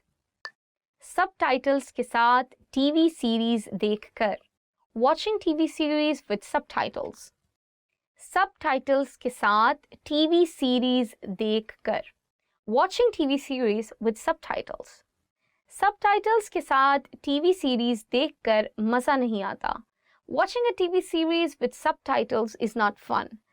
I think I agree with it a bit, but at the same time, if you do have subtitles, I think you'll understand the language better and it will expose you to some new vocabulary and the story as a whole will make more sense to you if you're watching it with subtitles. So give it a try.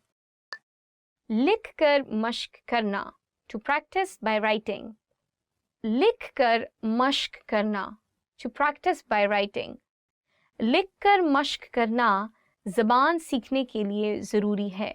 Practicing writing is important for learning language. Having a written practice, it's not for everyone. A lot of people don't enjoy it. It could be one key way to remember all the words that you learned during your journey of urdupod101.com. बुलंद आवाज से पढ़ना, reading out loud. बुलंद आवाज से पढ़ना, reading out loud. तालिब इल्म बुलंद आवाज से सबक पढ़ रहा है. The student is reading the lesson out loud. I think it is one of the most effective ways because when you're hearing your voice again and again, you learn the pronunciation better, and every time you hear it, you're actually revising it. You might be shy because I know there are some intimidating words in Urdu language, not the words, I mean alphabets like ghain, kha, qaf, kaf, but the more you say them out loud, it will make more sense to you and it will come to you more naturally when you're having a conversation. Kahaniyan banana, making stories. Kahaniyan banana, making stories. So who doesn't like to learn a word and make or associate some story with it, and then you can always remember the word. Kahaniyan banana uski aadat hai. Making up stories is his habit. याद दिलाने वाली तस्वीर बनाना, drawing reminding illustrations. याद दिलाने वाली तस्वीर बनाना, drawing reminding illustrations. याद दिलाने वाली तस्वीर बनाना फ़ायदेमंद मश्क है. Drawing reminder illustrations is a useful exercise. अल्फाज के दरमियान ताल्लुक़ कायम करना, creating associations between words. अल्फाज के दरमियान ताल्लुक़ कायम करना, creating associations between words. अल्फाज के दरमियान ताल्लुक़ कायम करना सीखना ज़बान सीखने के लिए अहम है. Learning to create associations between words is important for learning language. सुनकर याद करना, to memorize by listening. सुनकर याद करना, to memorize by listening. सुनकर याद करना मुश्किल है. Memorizing by listening is difficult. सादा इबारतों को पढ़ना, reading simple texts. सादा इबारतों को पढ़ना, reading simple texts. सादा इबारतों को पढ़ना आसान है. It is easy to read simple texts. I think for learning a new language, this is the most effective technique of all, that always read. Wherever you're going, like even as a tourist, just try to read the words on the signboard. And I think it would be a good practice for you to learn new words and as well to revise the existing word vocab that you have from urdupod101.com. Radio के प्रोग्रामों को सुनना, listening to radio programs. Radio के प्रोग्रामों को सुनना, listening to radio programs. Radio के प्रोग्रामों को सुनना मेरी आदत है. Listening to radio programs is my habit. I think this one is actually really for me. Then I'm really into radio programs, and especially for the Urdu ones, I would say that if you listen to Urdu radio programs, it would really amaze you because the kind of content they have is the normal Urdu that we use in our day-to-day life. It's not very heavy Urdu. So you will really enjoy it if you develop a habit of listening to radio programs. So this is the end of our lesson, guys. If you liked our video, please don't forget to give us a thumbs up. Please subscribe down below. And don't forget to check our website, www.urdupod101.com. See you until next time. Allah Hafiz.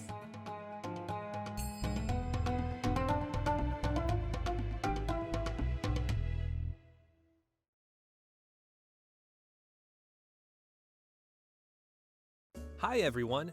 Do you know the 1,000 most useful phrases in Urdu? In this lesson, you'll be able to know all of them. So sit back, relax, and have a cup of tea as you listen and learn. गुसल खाना कहाँ है? ज़रा सुनिए. ज़बरदस्त. मेरे कुछ तहफ़्फ़ुज़ात हैं. ये कितने का है? ये क्या है? शुक्रिया. सच में? क्या आप मुझे कुछ रियायत दे सकते हैं? क्या वाईफाई मुफ्त है? क्या मैं चेक ले सकता हूँ? आपके पास कोई भी सिफारिशात हैं? मैं ये पहन के देख सकता हूँ?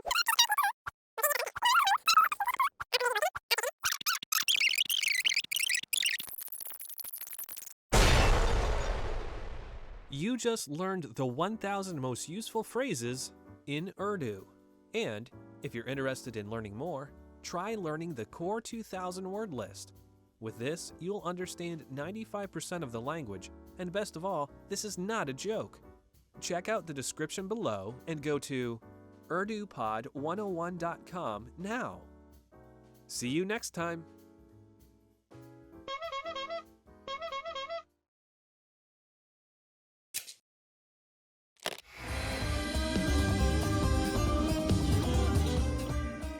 Selam arkadaşlar, ben Zehra.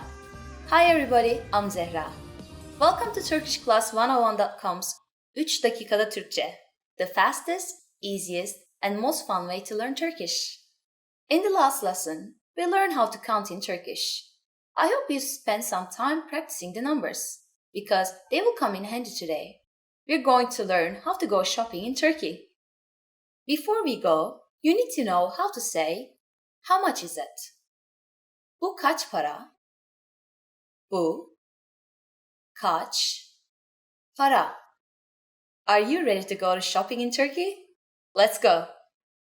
You see something you like and want to ask the shopkeeper how much it costs.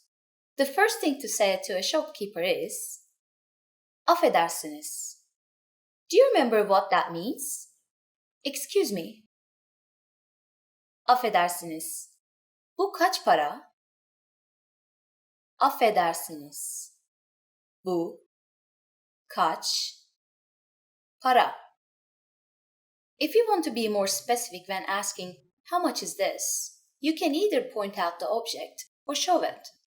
If you're holding the item, you probably should use this. Bu. Affedersiniz. Bu kaç para? However, if you're pointing out the item, that would be more suitable. Affedersiniz. Şu kaç para? At this point, the shopkeeper can answer by saying bu, şu, or o, and then the price. For example, bu 21 lira. Şu 21 lira. Or o 21 lira. What number is 21? I'm not telling you. Okay. It's 21. It costs 21 liras. Now, it's time for Zehra's insights. A quicker way to ask how much is ne kadar, which literally means how much. For example, bir espresso ne kadar? One espresso, how much? At this point, can you count liras in Turkish? We're going to learn how to do this and much more in the next lesson. I'll be waiting for you in our next 3 dakikada Türkçe lesson. Görüşmek üzere.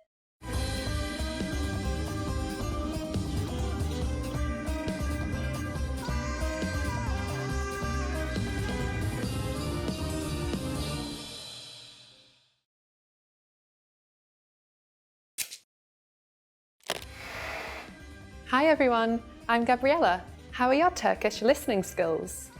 In this video, you'll have a chance to test them out with a quiz. First, you'll see an image and hear a question. Next comes a short dialogue. Listen carefully and see if you can answer correctly. We'll show you the answer at the end. Are you ready? Bir kadın kitapçıdaki mağaza görevlisine bir şey soruyor. Kadın hangi kitabı görmek istiyor? Affedersiniz, o rafın üzerindeki kitaba bir bakmak istiyordum. Hangi kitabı istersiniz? Arabalarla ilgili olanı. Bir dakika lütfen. Bu mu? Evet, o. Buyurun.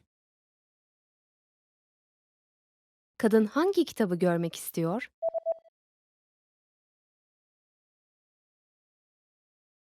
Bir kadın kitapçıdaki mağaza görevlisine bir şey soruyor. Kadın hangi kitabı görmek istiyor? Affedersiniz, o rafın üzerindeki kitaba bir bakmak istiyordum. Hangi kitabı istersiniz? Arabalarla ilgili olanı. Bir dakika lütfen. Bu mu? Evet, o. Buyurun. Did you get it right? I hope you learned something from this quiz. Let us know if you have any questions. See you next time.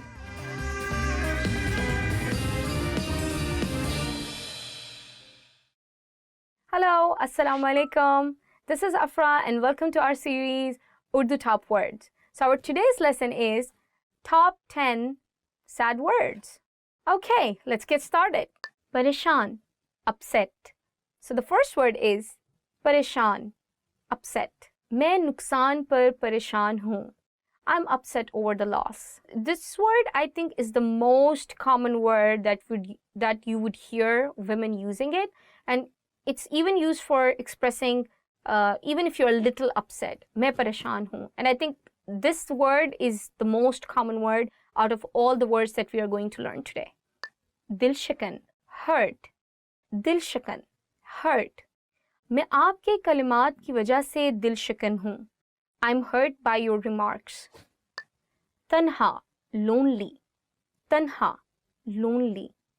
मैं आपके बगैर तन्हा महसूस करता हूँ. I feel lonely without you. उदास, sad. उदास, sad. वो उदास है. He is sad. दुखी, miserable. दुखी, miserable. वो लड़की दुखी है. That girl is miserable. फरियाद, cry. फरियाद, cry. कोई भी गरीबों की फरियाद नहीं सुनता है. No one listens to cry of poor. So even though I translated the word faryad as cry, it does not literally means crying as in crying as a person. Faryad means making your case or your appeal. Nobody listens to the appeal or the point of view of the poor people. So in this context, we use the word faryad in Urdu. Hausla shikan, discouraged. Hausla shikan, discouraged. वो कारोबार में नुकसान के बाद हौसला शिकन है. He is discouraged after the loss in business. मायूस, disappointed. मायूस, disappointed. टीम की कारकर्दगी मायूस किन थी. The team's performance was disappointing.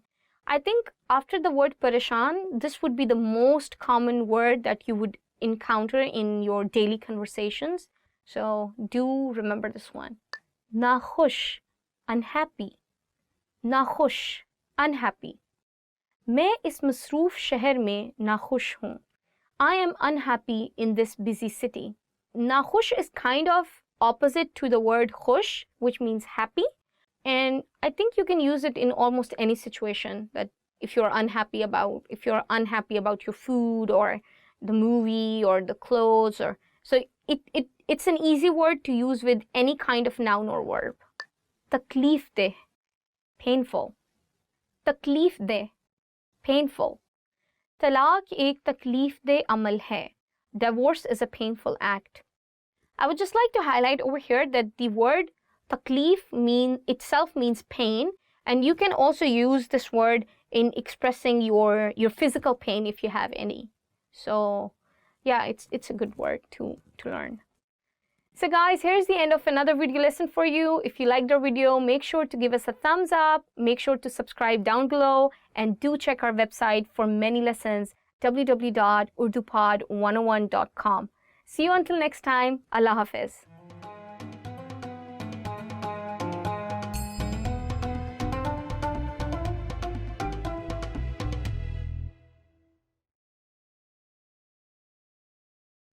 You've just gotten off a bus at a bus terminal. Suddenly, a person hands you a leaflet. What kind of deal is offered on this leaflet?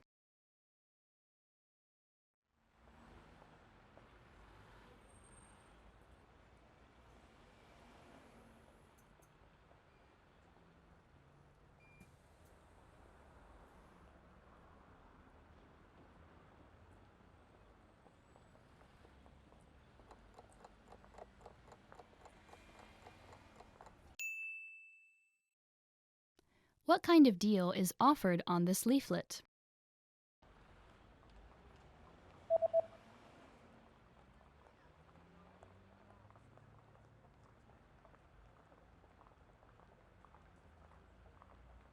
The offer is buy 2, get 1 free.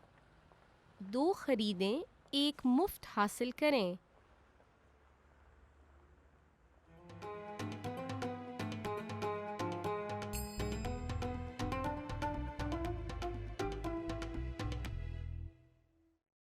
Assalamu alaikum. Welcome to another video of Urdu Top Words. So our lesson for today would be top 10 phrases your parents always say. Let's get started. ख्याल रखना, ख्याल रखना, be careful. ख्याल रखना, be careful. This word also tends to mean please take care. And yes, we can also use it for be careful. खामोश रहो, खामोश रहो, be quiet. खामोश रहो, be quiet. I think it depends upon your body language when you're speaking these words that the sentence itself can be soft but can also be harsh, like खामोश रहो, like be quiet. But yeah, खामोश रहो, like stay quiet or be quiet. अपना घर का काम करो, अपना घर का काम करो, do your homework. अपना घर का काम करो, do your homework. This can also mean homework as in schoolwork, but it can also mean your house chores. For example, washing dishes or clothes or something like that. बिस्तर पर जाओ, बिस्तर पर जाओ, go to bed. बिस्तर पर जाओ, go to bed. Again, tone. The more you speak Urdu, you would come to realize that a lot of the things actually depends upon the pitch you are using. If it is soft pitch, it conveys a soft message. But if it is a harsh or hard pitch or a loud pitch, I would say, then it conveys a bit more strict message. मैं 3 तक शुमार करने जा रहा हूँ.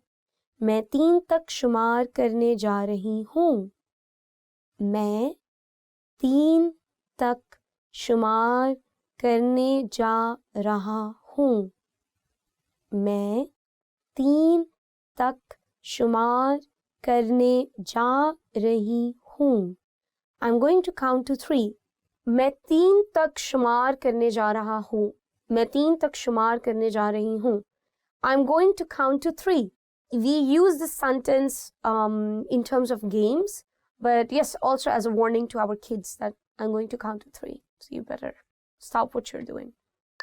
आपने क्या कहा? आपने क्या कहा? What did you say? आपने क्या कहा? What did you say?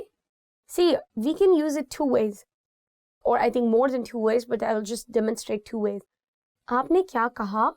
What did you say? आपने क्या कहा?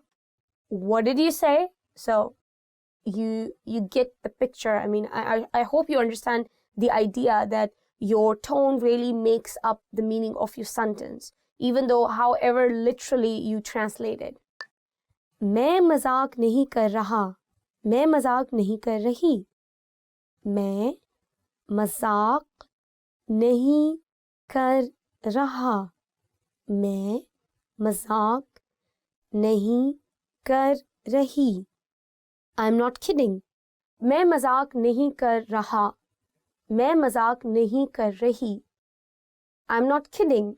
Well, I guess mothers usually use it to make it clear that whatever they are saying has some weightage, but I really don't see the effect of the sentence on the kids anymore. अब TV बंद कर दो. अब TV बंद कर दो. Turn the TV off now. अब TV बंद कर दो. Turn the TV off. Oh my God, I think this is the only sentence that I hear my mother using it all the time in the home with my younger siblings. अब TV बंद कर दो. So, yeah, you better really learn it. मैंने अभी क्या कहा था? मैंने अभी क्या कहा था? What did I just say? मैंने अभी क्या कहा था? What did I just say? I think this is one of my favorites in our today's lesson because I tend to use it a lot with my younger siblings. You know, the elder sister always have the importance in the family for the younger siblings. Like she's kind of the motherly figure. So I do get to use that a lot with my younger siblings. But I do use it like मैंने अभी क्या कहा था, like with a really strict sound. You know, yeah, I can be strict. आपने अपने दांतों को brush किया. आपने अपने दांतों को ब्रश किया. Did you brush your teeth? आपने अपने दांतों को ब्रश किया. Did you brush your teeth? Yes, I did. So guys, this is the end of our lesson. If you liked the video, please don't forget to give us a thumbs up. Please subscribe to our channel, do comment below, and check our website www.urdupod101.com. See you until next time. Allah Hafiz.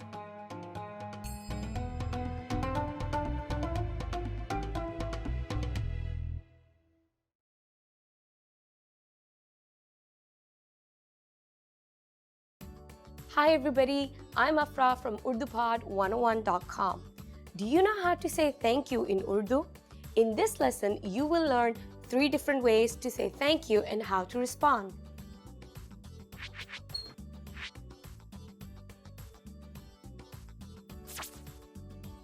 Let's start with the easiest one, Shukriya. Shukriya. It means thank you.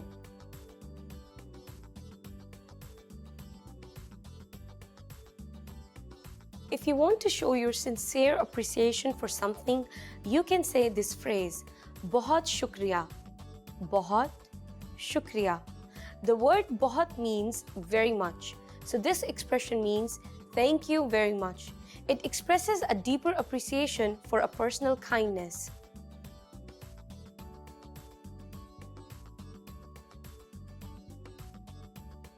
When you want to show your appreciation, you can also say Jazakallah. Jazakallah. It literally means may you get rewarded by Allah.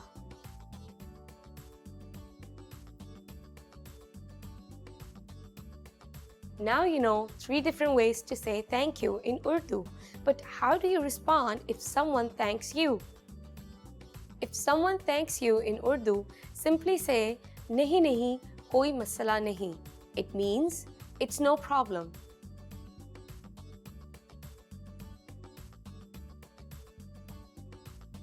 Let's wrap up this lesson by recapping what we have learned. Listen to the expression and repeat after me.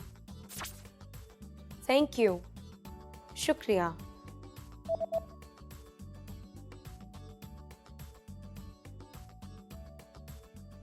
Shukriya. Thank you very much. बहुत शुक्रिया.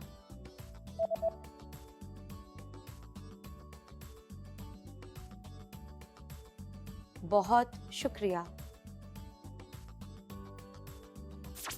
May you get rewarded by Allah. Jazakallah.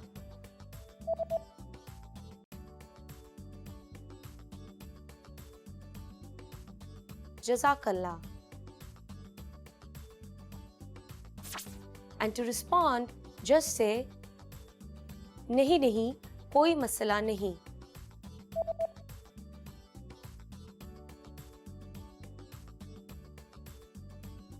नहीं नहीं, कोई मसला नहीं.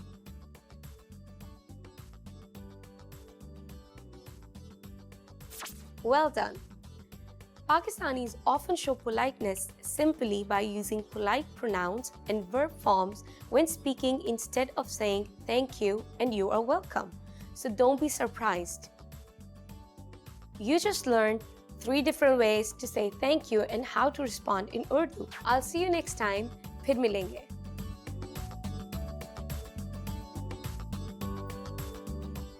Hello, Assalamu alaikum. My name is Afra and welcome to our series Urdu Top Words. So our today's lesson is Top 15 Favorite Words Chosen by Fans. So let's get started. Aapka bahut shukriya. Thank you very much. So the first word is Aapka bahut shukriya. Thank you very much. I think every language has a word for saying thank you, and it's a good word to know. This word can also be used in formal situations, but also in informal situations. When you're saying it like aapka bahut shukriya, it sounds really sincere, like thank you very much. And when you are with your friends, you don't have to say it aapka bahut shukriya. You can just say shukriya, thank you. Mahina, month. So the next word is mahina, month. आप इस महीने क्या कर रहे हैं? What are you doing this month? It's a very good word to know and quite easy to use in any kind of conversation. For example, ये कौन सा महीना है? Which month is this? अच्छा, अच्छी, good. So the next word is अच्छा or अच्छी, which translates as good. If you have been following our other lessons, we had a whole other series explaining the nouns in Urdu. But you should know that the nouns in Urdu are both masculine and feminine. So this is one of the examples of that noun. In English, we have good, and we use it for a guy and for a girl, or we can use it for masculine and feminine. But in Urdu, if it is masculine, you would say acha. But if the noun is a feminine, you will say achhi. I'll explain it a bit more with an example. Aaj mausam acha hai. Today the weather is good. So in Urdu, the word mausam, weather, itself is masculine. So that is the reason I use the word acha. One more example would be wo ladki achhi hai. That girl is nice, or that girl is good. So you can see that because the word is girl, in Urdu I'm using the word achhi, not acha here. Billi, cat. The next word is billi, cat. मेरे पास पालतू बिल्ली है. I have a pet cat. A lot of people in Pakistan have cats as a pet animal. It's very common because people don't like to have dogs as a pet in Pakistan. So you would see a lot of people having cats instead of dogs. Pasand karna, to like. So the next word is pasand karna, to like. मैं आपको पसंद करता हूँ. I like you. You can use this word not only just for a person, but you can also use it for clothes, fashion, movies, anything that you like. So yeah, it's a good word to know. Pasand karna. Phool, flower. Phool, flower. उसने मुझे फूल दिए. He gave me flowers. Yeah, it would be good to get some flowers for sure. Talim, education. So the next word is तालीम, education. तालीम एक बेहतर ज़िंदगी के लिए बहुत अहम है. Education is very important for a better life. यकीन करना, to believe. So the next word is यकीन करना, to believe. मुझे यकीन नहीं हो रहा, मेरी आपसे मुलाकात हो गई.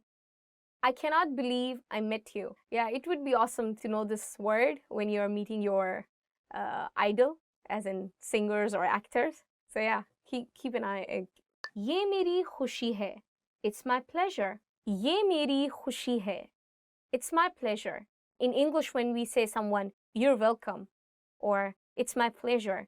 So yeah, it would be good, or I would say it would be kind to say someone ये मेरी खुशी है, but I have never heard many people using it, to be very honest. So instead, I would recommend using nahi nahi, koi masla nahi hai, like it's no problem at all, or it was my pleasure. It gives the same kind of meaning. Tasveer, photograph. Tasveer, photograph. मैं आपके साथ एक तस्वीर उतार सकता हूँ. मैं आपके साथ तस्वीर उतार सकती हूँ. Can I take a picture with you? So you would have noticed that I used the word sakta hu and sakti hu in the same sentence. As I said, that in Urdu we have a very clear definition of masculine and feminine nouns. So that was the thing I was repeating again for you. So if you're a guy, you would say sakta hu. But if you're a girl, you would say sakti hu. But the noun itself, tasweer, that wouldn't be changed. Masjid, mosque. So the next word is masjid, mosque.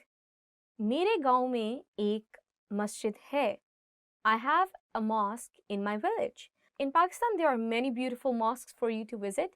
For example, in Lahore, you can just go and see Badshahi Masjid, the Badshahi Mosque, and it's more than 800 years old. One of the biggest mosques in Pakistan and really, really beautiful. You can see all the Mughal architecture and the designs in that particular one. Then we have another one in Islamabad, the capital city of Pakistan, that is Faisal Mosque, Faisal Masjid, which is another beautiful masterpiece, and it was a gift from the Saudi government to Pakistan. So if you're there, make sure to check that one out. Rakam, money. So the next word is rakam, money. आपको ये रकम कहाँ से मिली? Where did you get this money from? I would say to hear this word rakam is very formal, but in our very casual conversations, we are using the word paise, and we translate in English as money.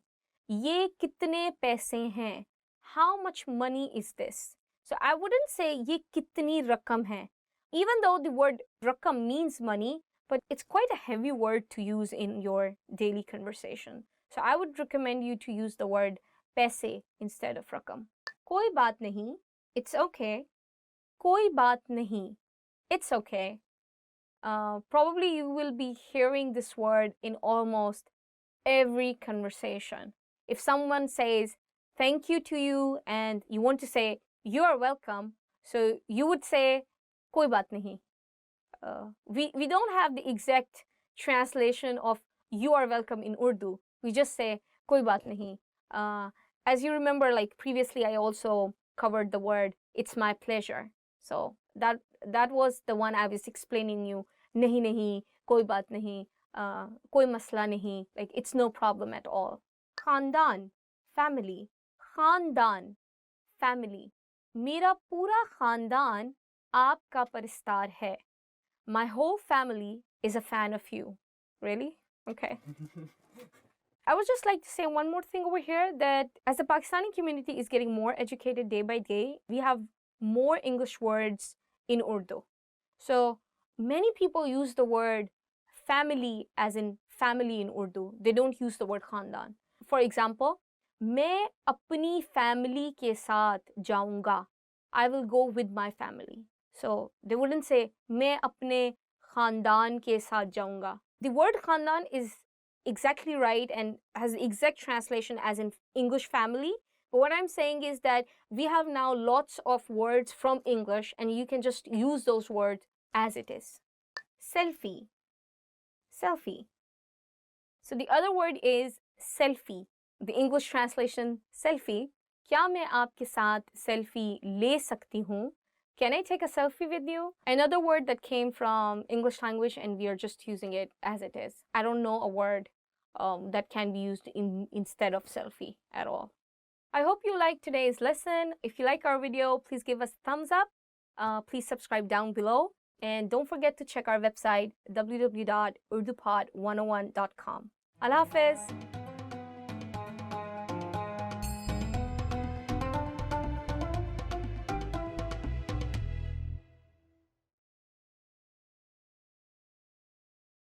Hello, Assalamu alaikum, and welcome back to Urdu Top Word series. Today we are going to talk about top 15 must-know family words. So let's get started. Khandan, family. मेरा खानदान छोटा है. मेरा खानदान छोटा है. My family is small.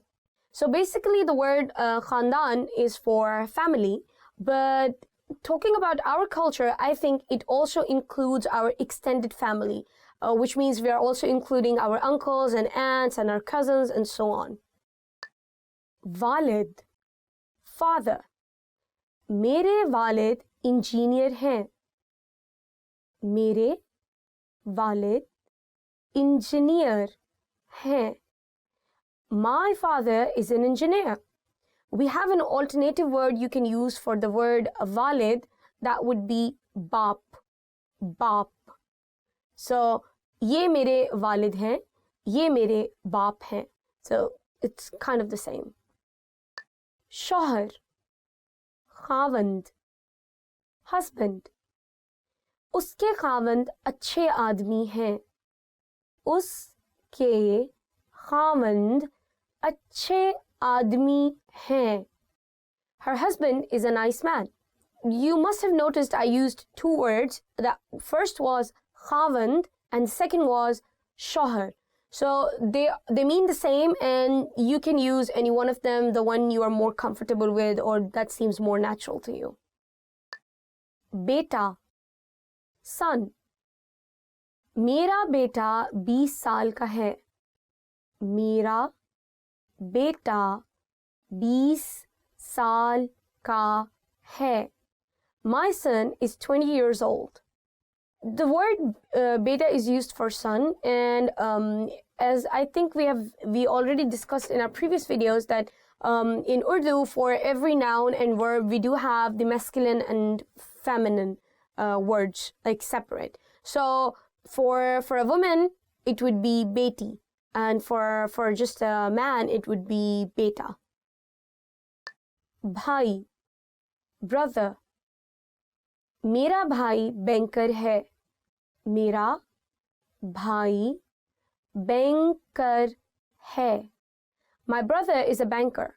One more thing that in Pakistan, when we don't know many people and we are in the market and we just meet a man on the shop, and we think that he's not really he's not middle-aged, he's not really old, and he looks young to us, so we usually address them as bhai, like bhai ye dena. Brother, please give me this. So it's very common. And similarly, the guys at the shop, they also tend to address women as baji. If the women are like a bit, maybe in their 20s or 30s.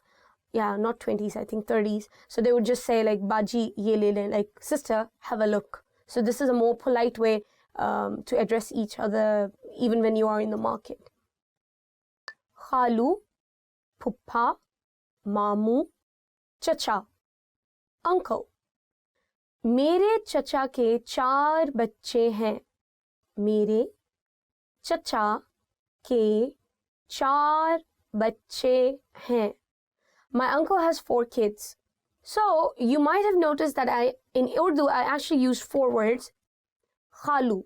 So khalu is the husband of your mother's sister. Pupa is the guy who is the husband of your father's sister. Mamu is the guy who is the brother of your mother. And lastly, chacha. So chacha is the younger brother of your father.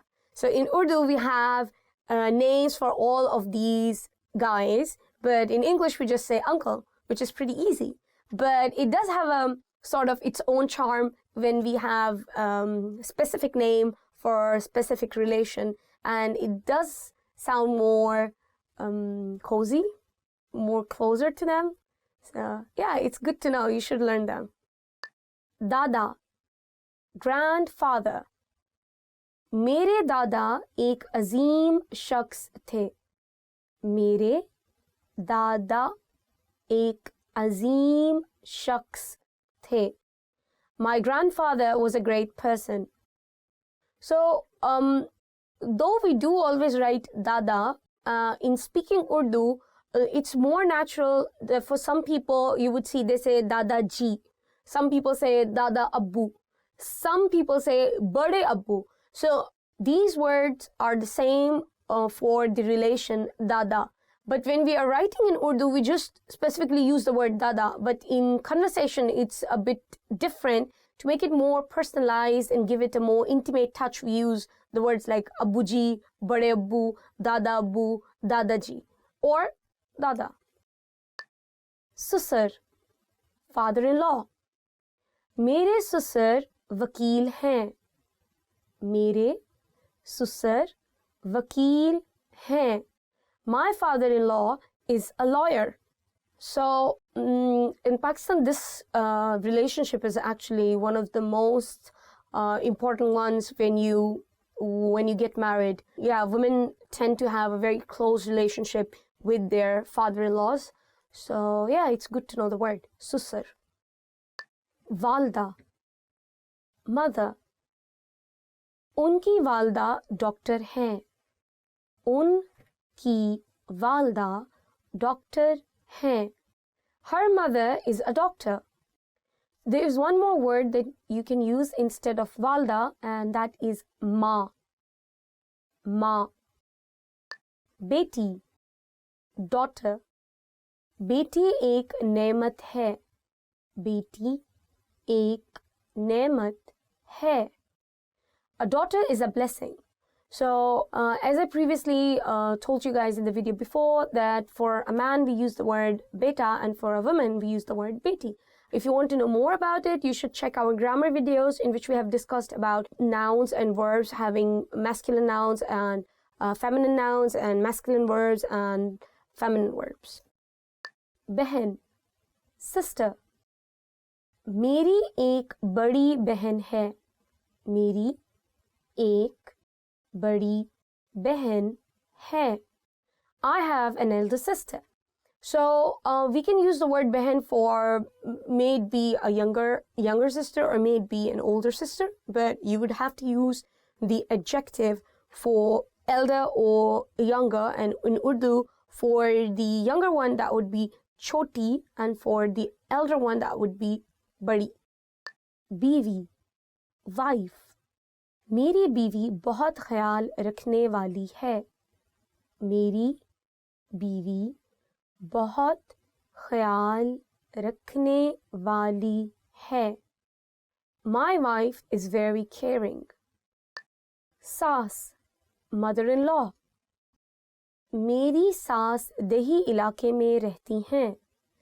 मेरी सास दही इलाके में रहती हैं. My mother-in-law lives in the countryside. As I said, we do have word for every relation. So for father-in-law, susar. Mother-in-law, saas. Dadi, grandmother. मेरी दादी बहुत मेहरबान थी. मेरी दादी बहुत मेहरबान थी. My grandmother was very kind. So as I said, that to give these words a bit more intimate touch, we do say dadi ji, dadi jaan, dadi ammi, badi ammi, or you can just say dadi. It's the same. साथी, partner. मुझे एक अच्छे जीवन साथी की ज़रूरत है. मुझे एक अच्छे जीवन साथी की ज़रूरत है. I need a good life partner. You should know that this word sathi is not just used for a life partner, but it can be used for a friend. It can be used for your teammates. It can also be used for people who are working with you in the office space on a project, you know. Okay guys, so this is the end of our lesson. Please do tell me which of the words that you found most easiest and the most difficult one, and I'll try to help you practice it more. Please do comment below if you like the video. Please give us a thumbs up, subscribe to our channel, and do visit our website www.urdupod101.com. See you until next time. Allah Hafiz. Assalamu alaikum. Hello, assalamu alaikum. Welcome back to Urdu. Urdu top words. Okay. Hello. Oh, kill the fan. Kill the fan. Okay, kill the fan. Okay. My father-in-law is a lawyer. Yeah, lawyer, not liar.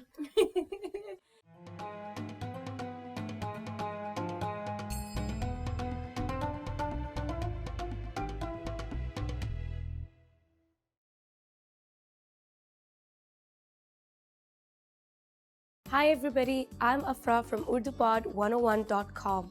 Do you know how to say bye in Urdu? In this lesson, you will learn 3 parting expressions in Urdu.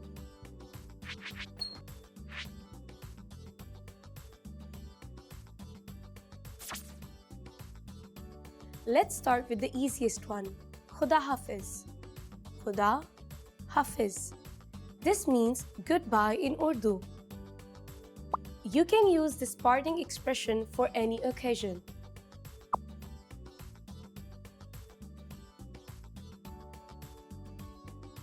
If you want to say bye at night, there is a different phrase you should use. Shab bakhair. Shab bakhair. This means good night in Urdu. The first word shab means night, and the second word bakhair means good.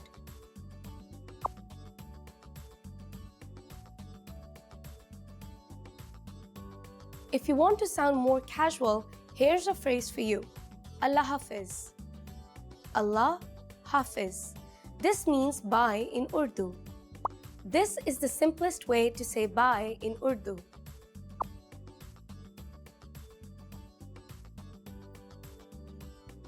Let's wrap up this lesson by recapping what you have learned. Listen to the phrases and repeat after me.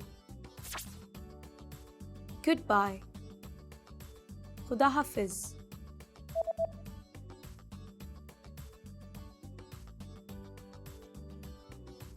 Khuda Hafiz. Good night. Shab bakhair.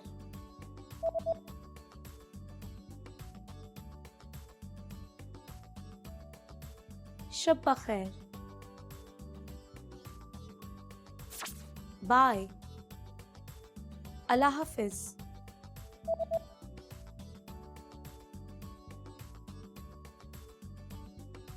Allah Hafiz.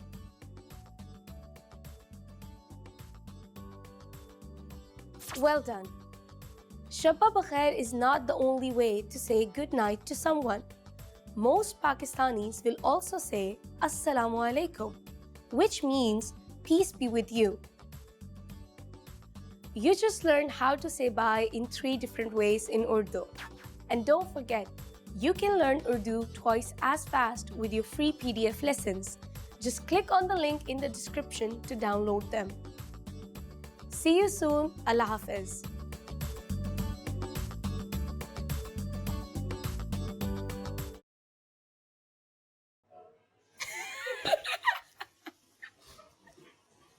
I just had a hunch, I just had a hunch. I didn't want to start, The first word shab means night, and the second word bakhair means good. See you soon. Sorry. Okay, one more time. Assalamu alaikum. Hello, everyone. Welcome to Urdu Top Words. Our today's lesson is 10 Pakistani foods. So let's get started. Halwa puri. Halwa puri. Halwa puri. Halwa puri. Mujhe halwa puri pasand hai. I like halwa puri. Actually, this is one of my favorite ones. We usually eat it in our breakfast and it's very common in Pakistan. You can get it almost in every street. Kadahi. Kadahi. Kadahi. Kadahi. Aapko kadahi pasand hai? Do you like kadahi? I love it. Actually, kadahi is a very traditional food in Pakistan and it's made from meat.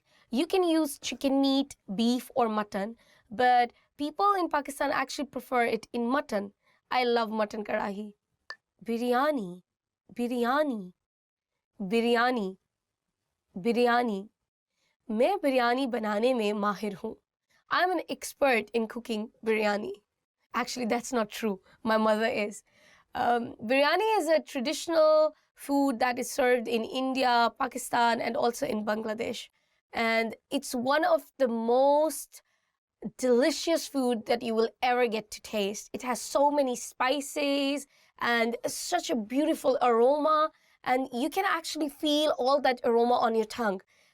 It's actually a mixture of rice and chicken curry, and you mix it, but it's much more than that, so you got to taste it for sure for yourself. Korma. Korma. Korma. Korma. आप कोरमा बनाने में माहिर हो? Are you an expert in making korma? Korma is a traditional food of Pakistan and it is a form of curry. So we have mutton, beef or chicken and we make curry with it. But we have a very special ingredient involved in korma and that are nuts. Lots of nuts. And the aroma with the nuts is very strong.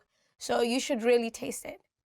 Pie, pie, pie, pie. Pie नाश्ते में खाए जाते हैं. Pies are taken in breakfast. Pies are, the literal translation is feet of a goat. And don't get scared, but we actually eat them, but not just like we just cut them and eat them. We clean them, and the way of sterilizing the feet of a goat is a very long process in Pakistan. So we burn the skin and we take off all the hair, we boil them so there are no more bacteria or germs in it, and we also cut them in half in order to make sure that they are sterilized properly. And after that, we cook them with special spices for this dish. And the gravy is very sticky and they are really heavy in terms of calories, but everybody loves pies.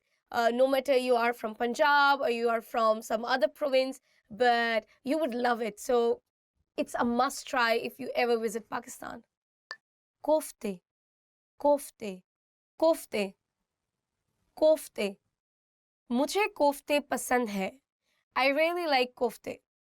Kofte is actually meatball. So we just have an egg in between and we cover the egg with the meat. And it's really delicious. And when we are serving the food, we usually cut one kofta into 2 pieces. So you can imagine it looks like an eyeball. So in between you can see half of the egg, a boiled egg, and it's covered with lots of meat outside. It's really beautiful. Halim, Halim, Halim, Halim. Halim garam hai. Halim is hot. Trust me, people, you would really want to eat a hot halim because the spices, the aroma, it's just delicious. And I'm a foodie maniac. I love food. And halim is basically a combination of lots of different pulses cooked together with chunk of meat in it, and it's just heaven. Nihari, nihari, nihari, nihari. Lahore ki nihari mashhoor hai.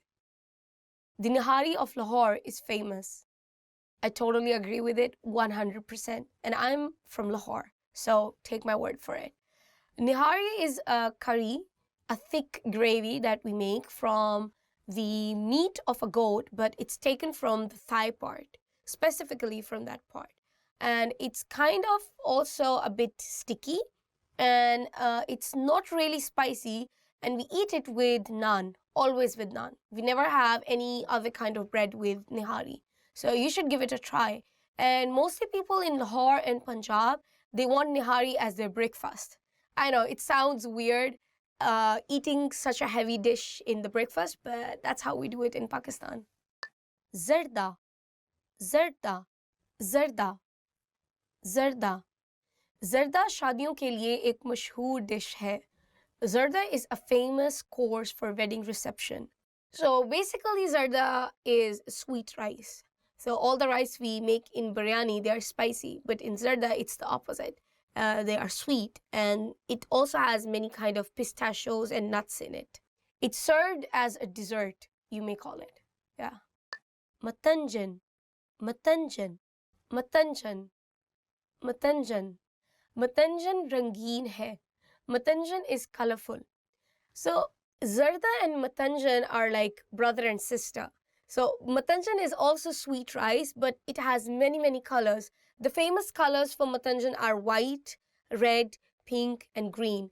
And it also has rasgullas in it. And rasgulla is a small white sweet in Pakistan, and they include it in the rice in that when they're serving the dish. So it's really sweet, and it also has nuts in it, and also famous for weddings. So you should definitely give it a try.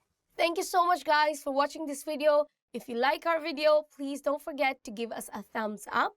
And if you have any comments or questions about Pakistani food, please don't forget to comment below and let me know which Pakistani food is your favorite food. If you want to know more about our Urdu lessons or you want to see more Urdu material, please check our website www.urdupod101.com. See you until next time. Allah Hafiz.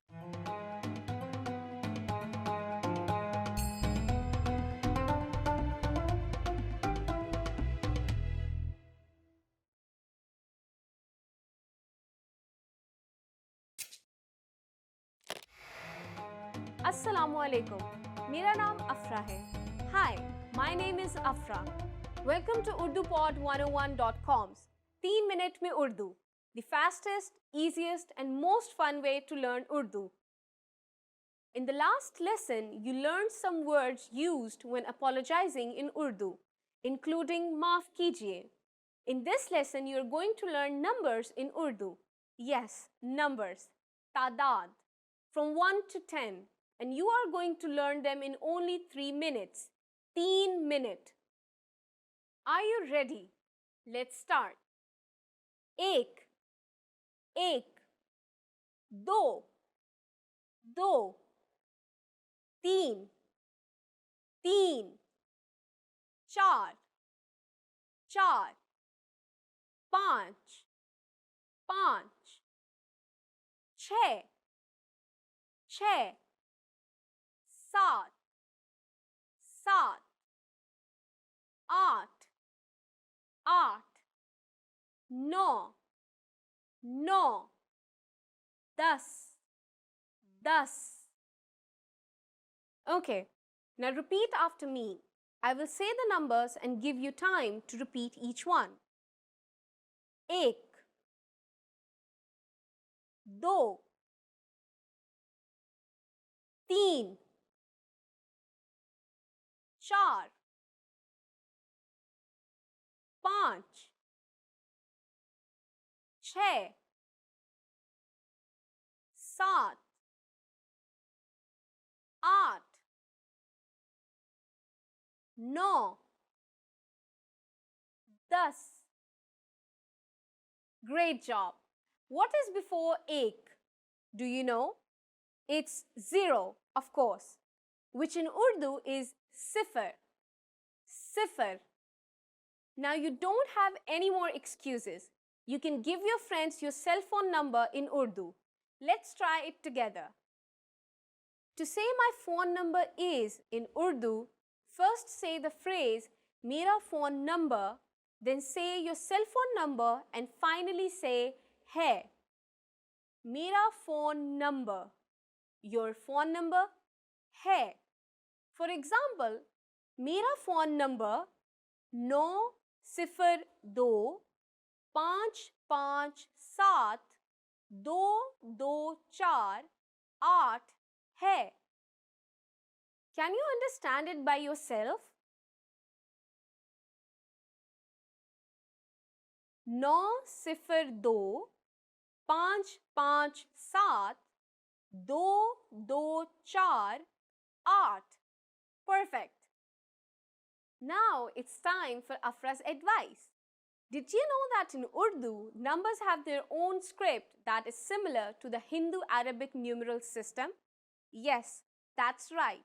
They don't look like the numbers we are used to seeing in the Western world.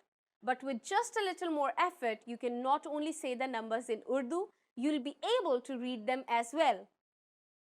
Do you know the Urdu word for 100? In the next lesson, you are going to learn the numbers from 11 to 100 in Urdu.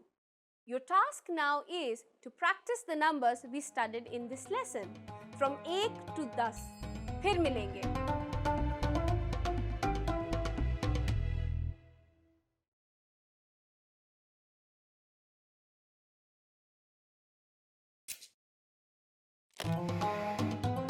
Assalamu alaikum. मेरा नाम अफरा है. Hi, my name is Afra. Welcome to UrduPod101.com's 3 Minute में Urdu, the fastest, easiest and most fun way to learn Urdu. In the last lesson, you learned how to introduce yourself in Urdu. In this lesson, you are going to learn how to use good manners when you thank people. क्या आप तैयार हैं? Are you ready? तो चलिए शुरू करें. So let's begin. Saying thank you in Urdu is very easy. It's just one word. Shukriya. Shukriya. Shukriya means thank you. You can emphasize shukriya by adding बहुत, which means very much. So it becomes बहुत shukriya. बहुत shukriya. Thank you very much. So now you have learned how to say thank you in Urdu. But how will you reply if someone else says thank you to you? In Urdu, you are welcome is sometimes expressed as आपका खैर मुकद्दम है. आपका खैर मुकद्दम है.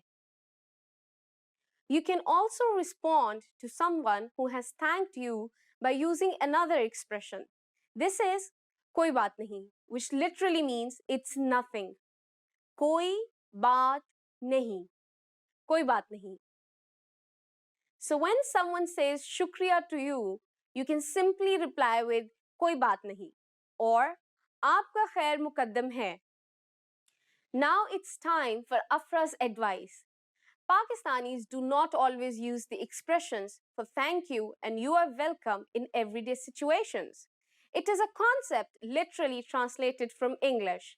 Native speakers often show politeness simply by using polite pronouns and verb forms while speaking. Do you know what Subha Bakhair means?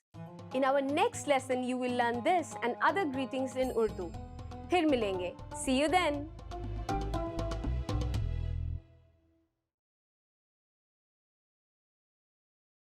Hi everyone! Do you know how to say I love you in Urdu? In this lesson, you'll learn 3 different ways to say it. Let's start with how to express your feelings to your loved one. मैं तुमसे प्यार करता हूँ. मैं तुमसे प्यार करता हूँ. मैं तुमसे प्यार करता हूँ. Or if you want to explain those butterflies in your stomach, you can say मैं तुम्हारा दीवाना हूँ. मैं तुम्हारा दीवाना हूँ. मैं तुम्हारा दीवाना हूँ.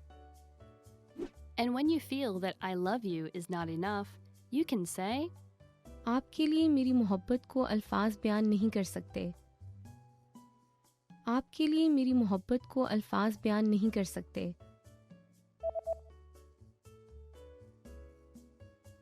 आपके लिए मेरी मोहब्बत को अल्फाज बयान नहीं कर सकते.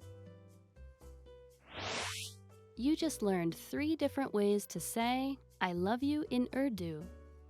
And if you're interested in learning more, don't forget to download your free Romance and Love cheat sheet, which includes romantic words, compliments, and pickup lines. Check out the description below and go to urdupod101.com now. See you next time. Hello, Assalamu alaikum. My name is Afra and welcome to our series Top Words. Today we are going to do top 25 Urdu verbs. Let's get started. Hona, to be. So the first word is hona, to be. Aapko wahan hona chahiye. You should be there. This word is used almost in every conversation we have. So it's a very good word to remember, and hopefully when you are going to learn other word patterns, you will get the hang of it, how to use this word. Pasand karna, to like. Pasand karna, to like. मैं उसे पसंद करता हूँ. I like her. It doesn't have to be just one person. You can use it for clothes, for food, for anything. I'll give you another example. I like red color. मुझे लाल रंग पसंद है. करना, to do. करना, to do. क्या आप ये काम कर सकते हैं? Can you do this? The word karna literally means to do, and we use it with a lot of other words. So keep an eye for that one. कहना, to say. कहना, to say. अपने मुल्क के बारे में कुछ कहना. Say something about your country. The word literally explains itself, कहना. So if you have to say anything, you just want to use the word, I want to say this. मैं ये कहना चाहती हूँ. वज़ाहत करना, to explain. So the next verb we have is वज़ाहत करना, to explain. अपनी तहकीक की वज़ाहत करें. Explain your research. This is quite a heavy word and you don't hear it a lot in our everyday conversation, but it is a good word to know if you want to explain something to others. Sunna, to hear. Sunna, a very common verb that we use in our everyday conversation, and the English translation would be to hear or to listen. For example, चिड़िया की आवाज सुने. Hear the sound of a sparrow. I'm going to give you another very casual example that would be मैं गाना सुनती हूँ. I listen to music. So that's pretty much it. Jana, to go. So the next one is one of the most easiest verbs and the most common verbs you will be using if you're speaking Urdu in Pakistan, and that would be jana, to go. For example, सामने की नशिस्त पर जाएं. Go to the front seat. If you want to go to a restaurant or to anywhere, just say to the auto driver or the taxi driver, मुझे वहाँ जाना है. I want to go there. So you just put the name of the location instead of वहाँ. मुझे मीनार पाकिस्तान जाना है. I want to go to Minar Pakistan. Probably you'll be using it a lot if you're a tourist. जानना, to know. जानना, to know. मुझे आपके बारे में जानकर खुशी हुई. I'm happy to know about you. If you really like someone in Pakistan and you would like to know them better, all you have to say is, मैं आपको जानना चाहता हूँ. I would like to know you better. लेना, to take. लेना, to take. खाना ले लो, take the food. As the young generation speaks kind of slang Urdu, so we tend to use this word instead of the word खरीदना, which means to buy. For example, मुझे बाजार से कपड़े लेना है. I want to buy clothes from the market. I know, even though the word means to take, but you can use it both ways.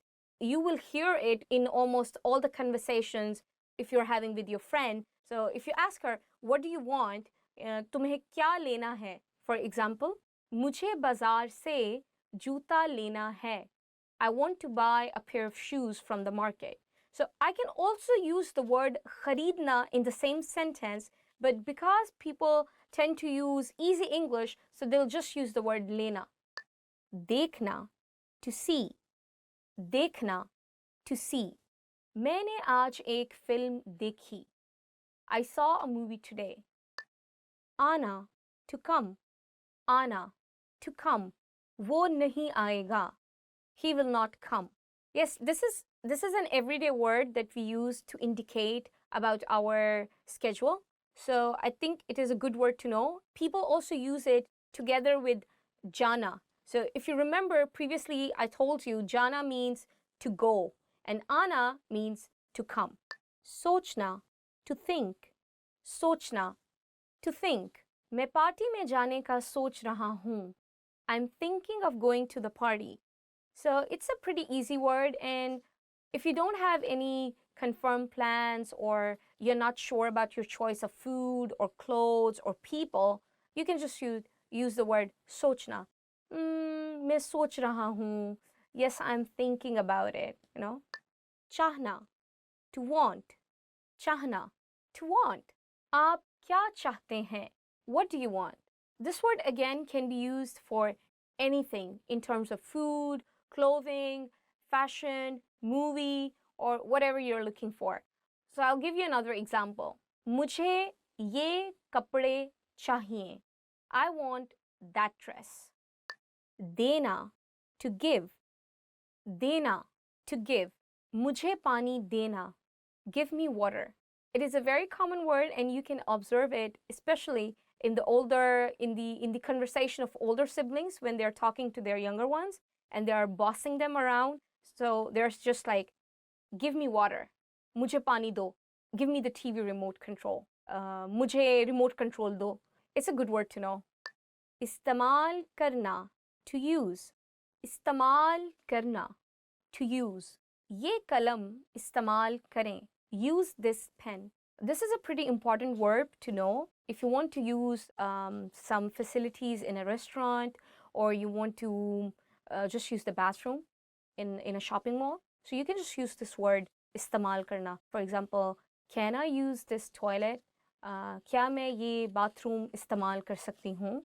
As Pakistan is quite different from your country, so we don't have very good public toilets, and you might be using this word to use the toilet in a lot of clothing shops because they have better toilets. Talash karna, to find. Talash karna, to find. As I explained previously, that we tend to use the verb karna in conjunction with many other verbs. I'll give you a sentence. Sui talash karna mushkil hai. It's hard to find the needle. Karna gives or implies the meaning of to do. Bahir jana, to go out. Bahir jana, to go out. Bahir mat jaएं, don't go out. Puchna, to ask. Puchna, to ask. Usse pata पूछें. Ask him for the address. It's a good word to know if you're a tourist in Pakistan, because you'll be asking for the locations a lot, and people are quite kind to let you know the exact location of the place. But apart from that, you also use this word a lot in our daily conversation, because Pakistani people have a kind of joint family system, and you tend to ask many things from your parents. So it's a good word to know anyway. Kaam karna, to work. Kaam karna, to work. Aap kaam karte hain? Do you work? So guys, this verb has, I think, two meanings, and you can use it either way. Kaam literally translates as work, and this work could be your job, but it can also be any other task. For example, मुझे आज घर का काम है. I have house chores to do today. दाखिल होना, to enter. दाखिल होना, to enter. कमरे में दाखिल हो जाएं. Enter the room. महसूस करना, to feel. महसूस करना, to feel. मैं थका हुआ महसूस कर रहा हूँ. I'm feeling tired. Sometimes you don't have to use the verb महसूस करना in a normal conversation. You can just put the feeling itself. For example, मैं खुश हूँ. I'm happy. I didn't say I feel happy. So there is no need to use the word feel in this very sentence. And it goes the same for all the emotions. That you just put the emotion itself, but you don't have to use the word feel or महसूस when you're making a sentence. कोशिश करना, to try. कोशिश करना, to try. उसे ख़त्म करने की कोशिश करें. Try to finish it. छोड़ना, to leave. छोड़ना, to leave. तंबाकू नोशी छोड़ना मुश्किल नहीं है. It's not hard to quit smoking. So this word is very common, and you can use the word छोड़ना with almost anything. For example, even with food, with your fashion sense, with movies. So it's a very, very commonly used word. बुलाना, to call. बुलाना, to call. उसे यहाँ बुलाओ. Call him here. I would like to point it out that this word bulana, as I translate it, to call, does not mean to call someone through a telephone or a smartphone. It just means calling a person in person to your office or to your place. If I have to say that I'm going to call him, I will translate it as मैं उसे call करूँगा. I would not say मैं उसे बुलाऊँगा, because bulana means to verbally in person ask someone to come. दौड़ना, to run. दौड़ना, to run. मैं तेज दौड़ता हूँ. I run fast. I hope you liked our video. If you did, please don't forget to give us a thumbs up. Please subscribe down below, and please make sure to check our website www.urdupod101.com. Allah Hafiz.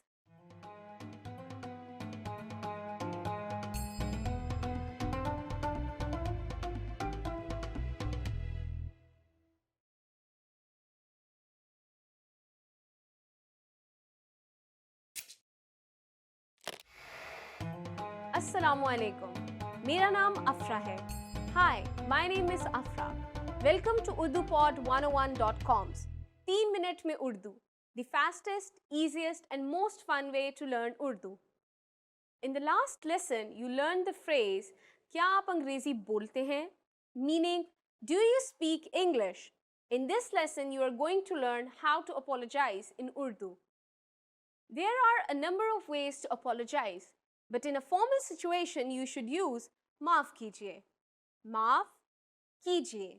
The first word maaf literally means forgive, and kijiye is a polite form of the verb meaning please do. So this expression actually means something like forgive me please.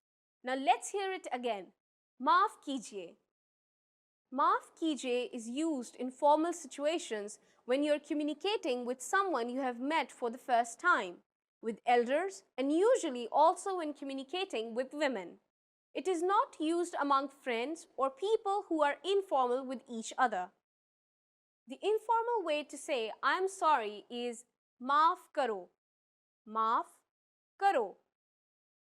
Let's review. Maaf kijiye is the formal way to say I'm sorry or excuse me.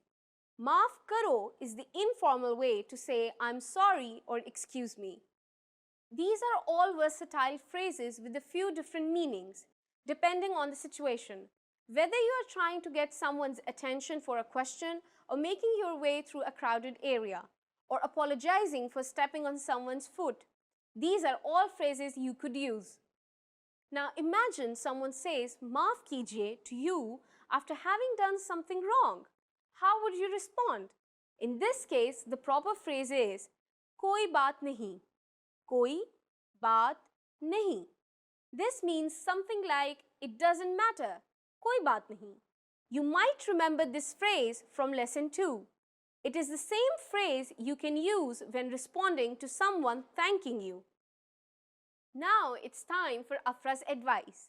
If someone bumps into you on the streets in Pakistan, don't expect an excuse me, especially in the big cities. Pakistanis are usually very friendly people, but just don't consider excusing themselves for bumping into someone as time well spent. Big crowds are very common in big cities. Unless someone pushes you over so hard you fell on the ground, keep walking. Are you able to count in Urdu? In the next lesson, you will learn the numbers in Urdu from 1 to 10. I'll be waiting for you in our next lesson. फिर मिलेंगे.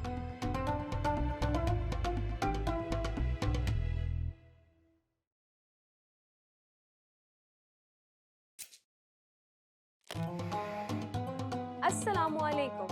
मेरा नाम अफरा है. Hi, my name is Afra. Welcome to UrduPod101.com's 3 Minute में Urdu, the fastest, easiest and most fun way to learn Urdu. In the last lesson, you learned how to show gratitude to people by saying shukriya. In this lesson, you will learn some of the most common greetings used in Pakistan. क्या आप तैयार हैं? Are you ready? तो चलिए शुरू करें. So let's begin. Let's start with a greeting you are sure to have heard before. Assalamu alaikum. This is a phrase that is so closely associated with Pakistan and Islamic culture that it has become famous all over the world. Assalamu alaikum. Assalamu alaikum. The phrase Assalamu alaikum is actually Arabic for peace be on you. We use it as a formal as well as a friendly greeting. It's used when people meet at any time of the day, morning, noon, or evening. Use this and you will surely impress your Pakistani friends. In Urdu, using different greetings for each time of the day is not very common. When talking to friends, we usually just use the English phrases, but there are equivalent Urdu versions. They are just not used that often. If you meet someone before noon, you can say Subha bakhair. Subha bakhair. For later in the day, you can say Sham bakhair. Sham bakhair. But most of the time, you can just say Assalamu alaikum and not worry about it. Now let's move on to the expressions we use for saying goodbye in Urdu. A parting expression that we can use for all occasions is phir milenge, which means see you. Phir milenge. Phir milenge. The first word phir means again, and the second word milenge means we will meet. Let's look at one more expression. Alvida. Alvida is an Urdu word which means farewell. Alvida.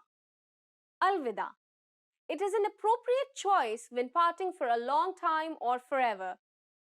Now it's time for Afra's advice. As we learned in this lesson, Assalamu alaikum can be used at any time of the day. But this all-around greeting is not just for saying hello, but for saying goodbye as well. It really is a very useful phrase and you should remember it by heart. In the next lesson, you will learn the meaning of the phrase, क्या आप अंग्रेजी बोलते हैं? Do you already know it? I'll be waiting to tell you about it in our next lesson. फिर मिलेंगे.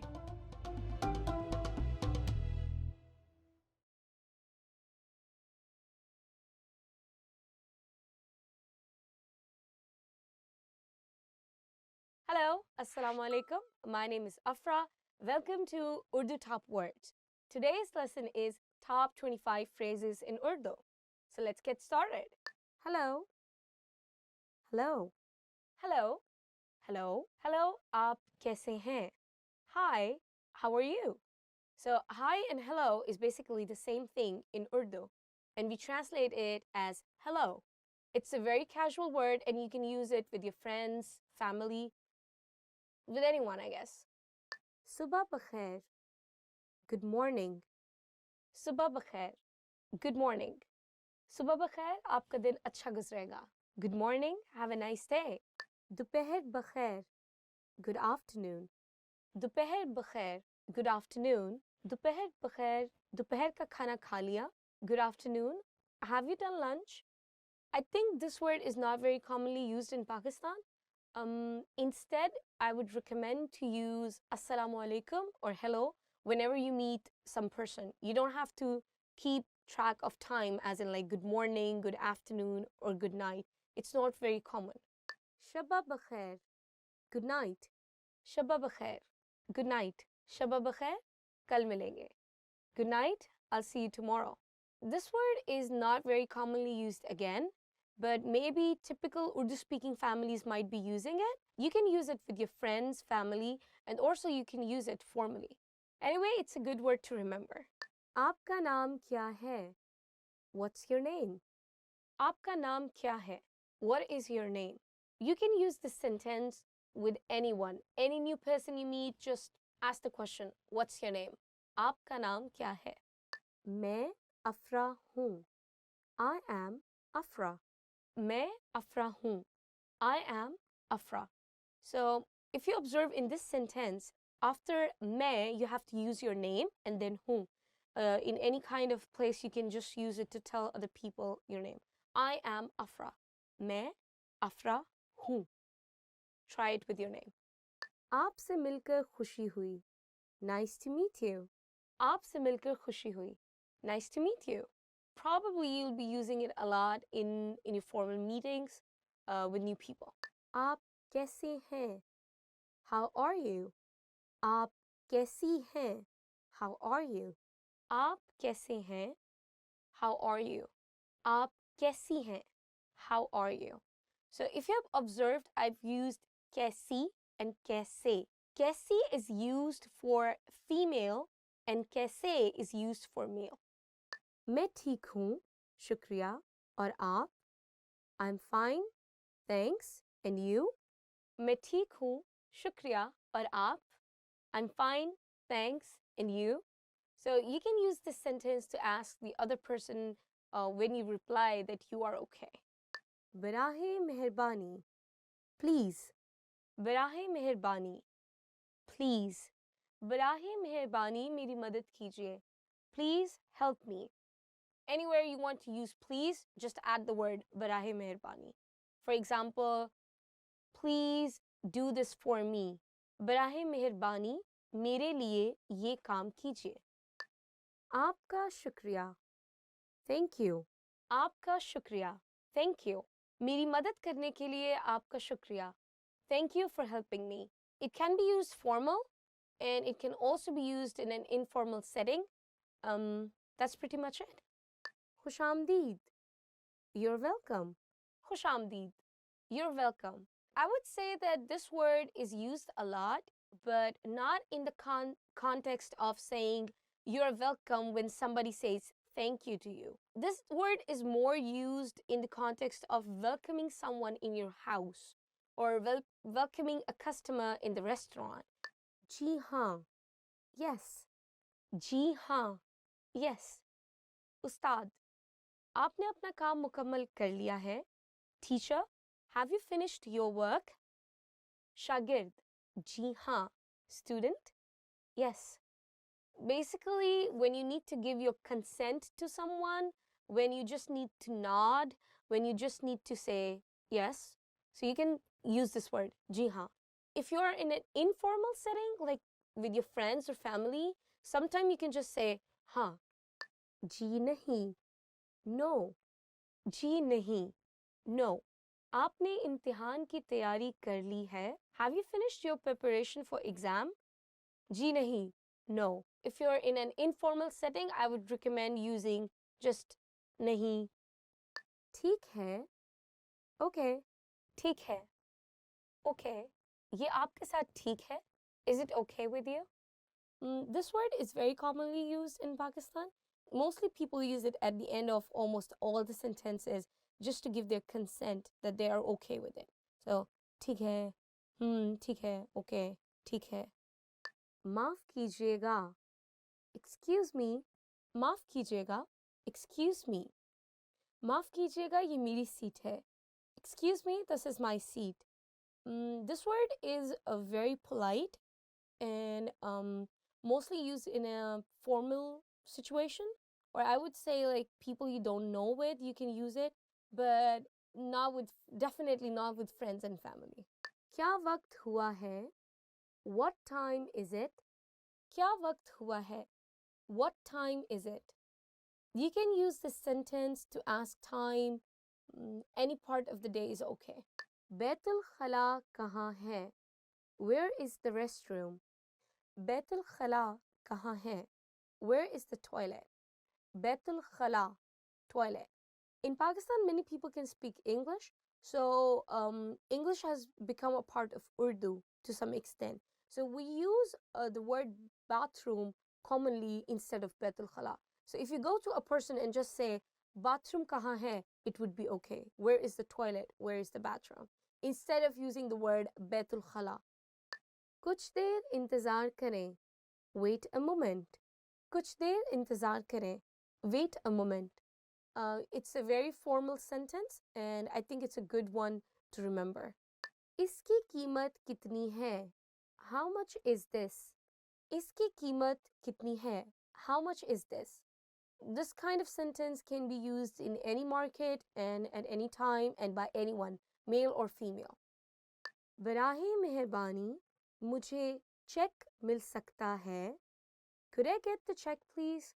बराहे मेहरबानी मुझे check मिल सकता है? Could I get the check please? There's more than one way of saying it. Instead of the word check, you can also use the word bill. Bill is the same as in English bill, like the billing. So I would recommend using that word more often. It's more understandable and more commonly used. Madad, help. Madad, help. मैं तूफान में फंस गया हूँ, मेरी मदद करें. I'm stuck in a storm, help me. Just saying the word madad doesn't make any sense, like help. Maybe it makes sense in English, but not in Urdu. So when you say in Urdu, you might need to add something to the word madad. For example, मेरी मदद करें, please help me. बराहे मेहरबानी मदद करें, please help. बाद में मिलते हैं, see you later. बाद में मिलते हैं, see you later. अभी मैं मसरूफ हूँ, बाद में मिलते हैं. I'm busy at the moment, see you later. This phrase is very commonly used among friends. मुझे मालूम नहीं, I don't know. मुझे मालूम नहीं, I don't know. You can use this phrase for anything, for any kind of information that you don't know. You can just say, मुझे मालूम नहीं, I don't know. Not just for information, but information related to a person. For example, where is Ali? Ali कहाँ है? मुझे मालूम नहीं. I don't know. खुदा हाफिज. Goodbye. खुदा हाफिज. Goodbye. जाने का वक्त है. खुदा हाफिज. It's time to go. Goodbye. This is the end of the lesson. If you like our video, please remember to give us a thumbs up. Please comment below and don't forget to check our website urdupod101.com. Allah Hafiz.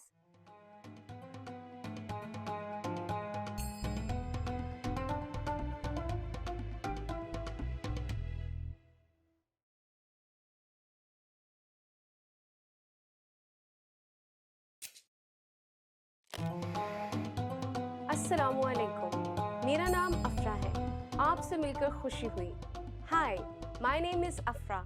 Nice to meet you.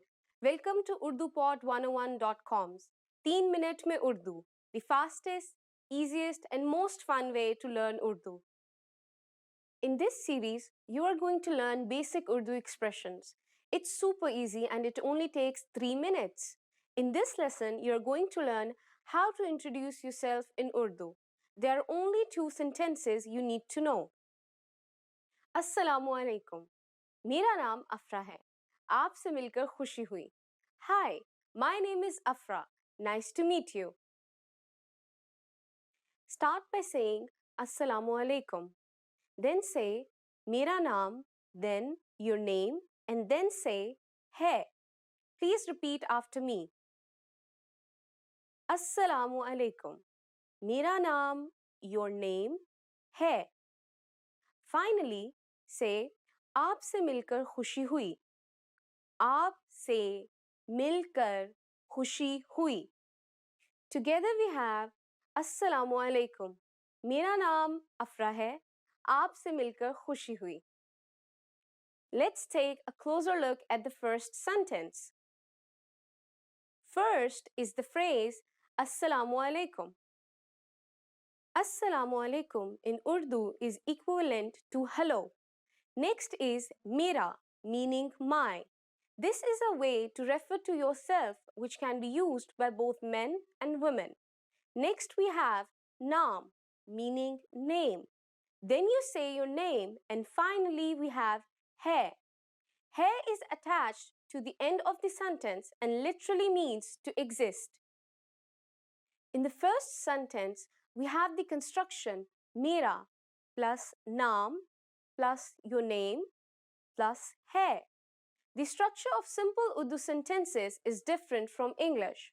In Urdu, the word order is subject, object, verb. The second sentence we have is आपसे मिलकर खुशी हुई. आपसे मिलकर खुशी हुई can be used by both men and women. It means nice to meet you. It is used when meeting someone for the first time. आपसे मिलकर खुशी हुई. आपसे मिलकर खुशी हुई. Again, all together it is Assalamu alaikum. मेरा नाम अफ़रा है आपसे मिलकर खुशी हुई. Now it's time for Afra's advice. Pakistani people do generally shake hands with people of the same gender and often hug them as well. If you're unsure, just say Assalamu alaikum and shake hands with people of the same gender as you. However, in a business situation or with people from the opposite gender, you might refrain from shaking hands. Do you know how we say thank you in Urdu? You will learn how to say this and many other words in the next lesson. फिर मिलेंगे. See you then.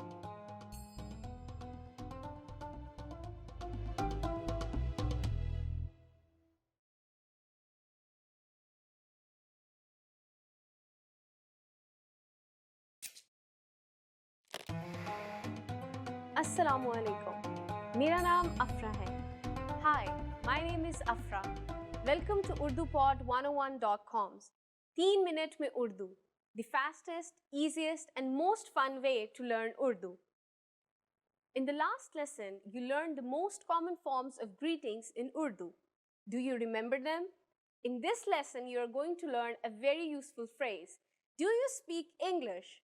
If you find yourself in a situation where you need assistance in English, this phrase can be a lifesaver.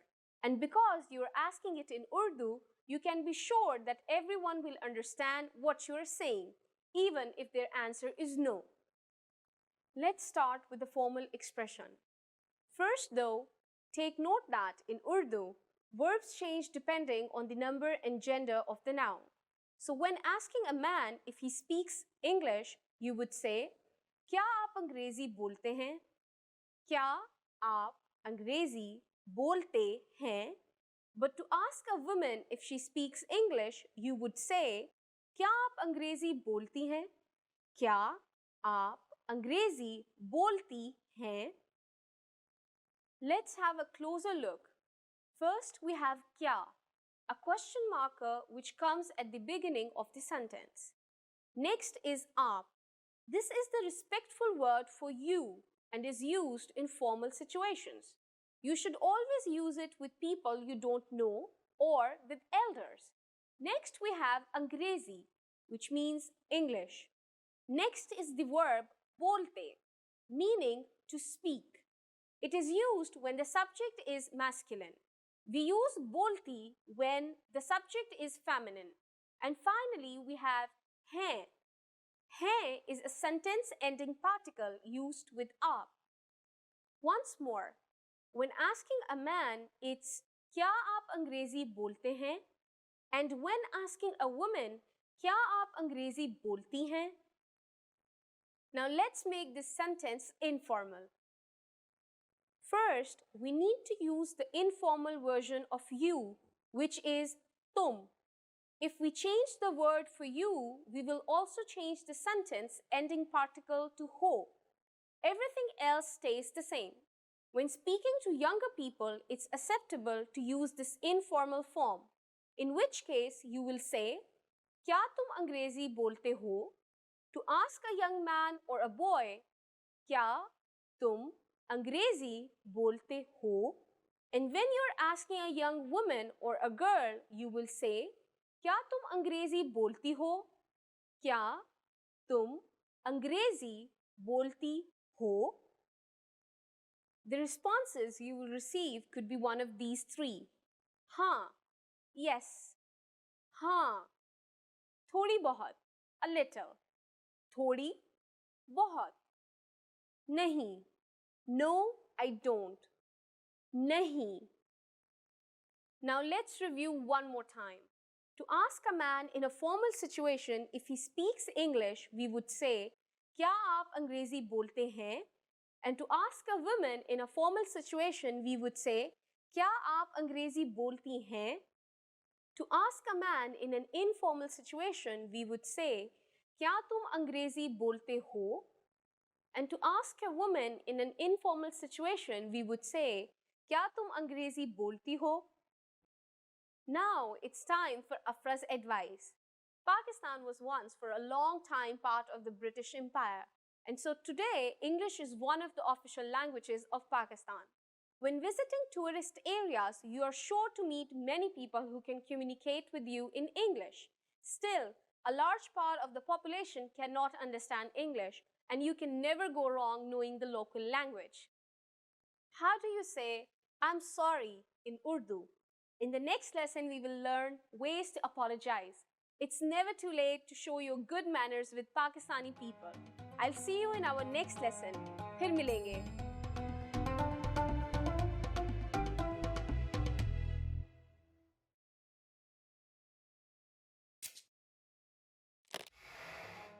Assalamu alaikum. मेरा नाम अफरा है. Hi everybody, my name is Afra. Welcome to UrduPod101.com's 3 minute में Urdu, the fastest, easiest and most fun way to learn Urdu. In the last lesson, we learned the numbers from 1 to 10. Do you remember them? Just in case you have forgotten, I'll tell you again. 1, 2, 3, 4, 5, 6, 7, 8, 9, 10.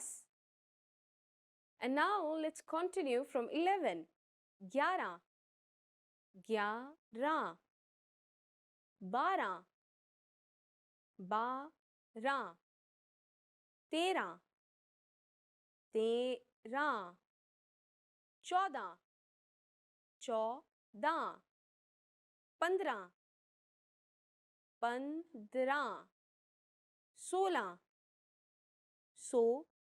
15, 16, 16, 17, 17, 18 18 18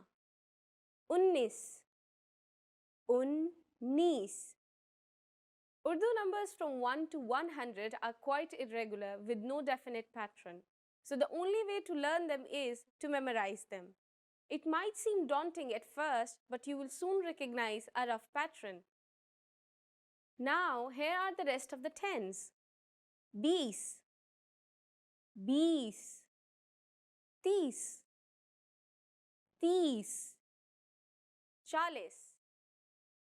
30 30 40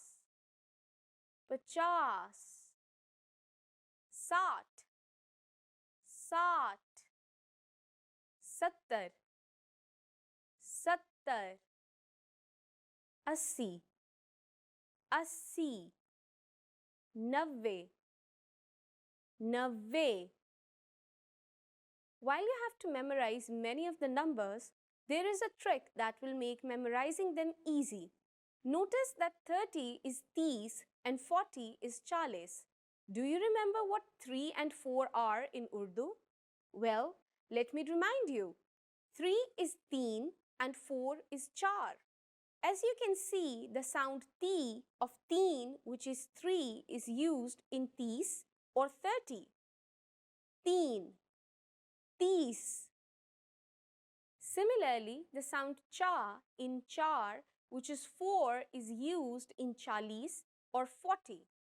Char, 40. Do you see other similarities? 5 in Urdu is panch, while 50 is 50. The common sound is pa. Unfortunately, this does not apply to all numbers. 60 in Urdu is sat, while 6 is che. As you can see, there is no common sound. The last thing to learn in this lesson is how to form compound numbers above 20. You already know that the number patterns in Urdu are quite irregular. So you might be wondering if you have to memorize each and every compound number. The answer is yes, you do. However, we are going to make your life a little bit easier with this brilliant tip. For any number between 20 and 99, you will say a variation of the numbers 1 to 9, followed by the tens. Let's try it out. How would you say 34 in Urdu? You first say a variation of 4, followed by a variation of 30. So 34 is literally read as 430, which is 34. Here, chon is a variation of the number 4 or char, and 30 is a variation of 30. Chon, 30. 61 is 61, which is literally read as 160. Ik is a variation of ek for 1, while sat is a variation of sat for 60. Ik, sat. Let's look at one more number, 95. In Urdu, it is 95, which is literally read as 590.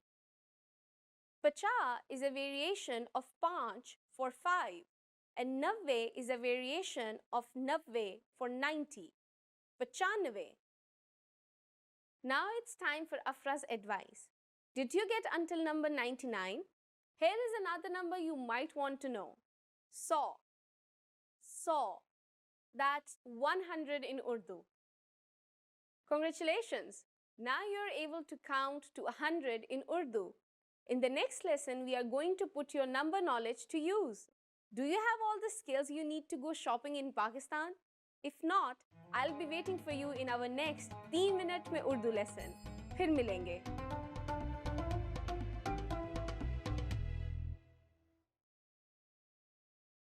Now that you're finished with this lesson, want to know if your Urdu skills have improved?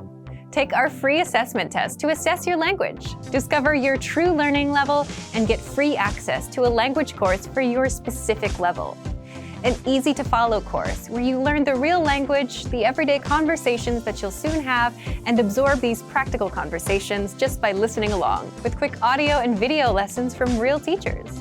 So click the link in the description and sign up for a free lifetime account to get assessed.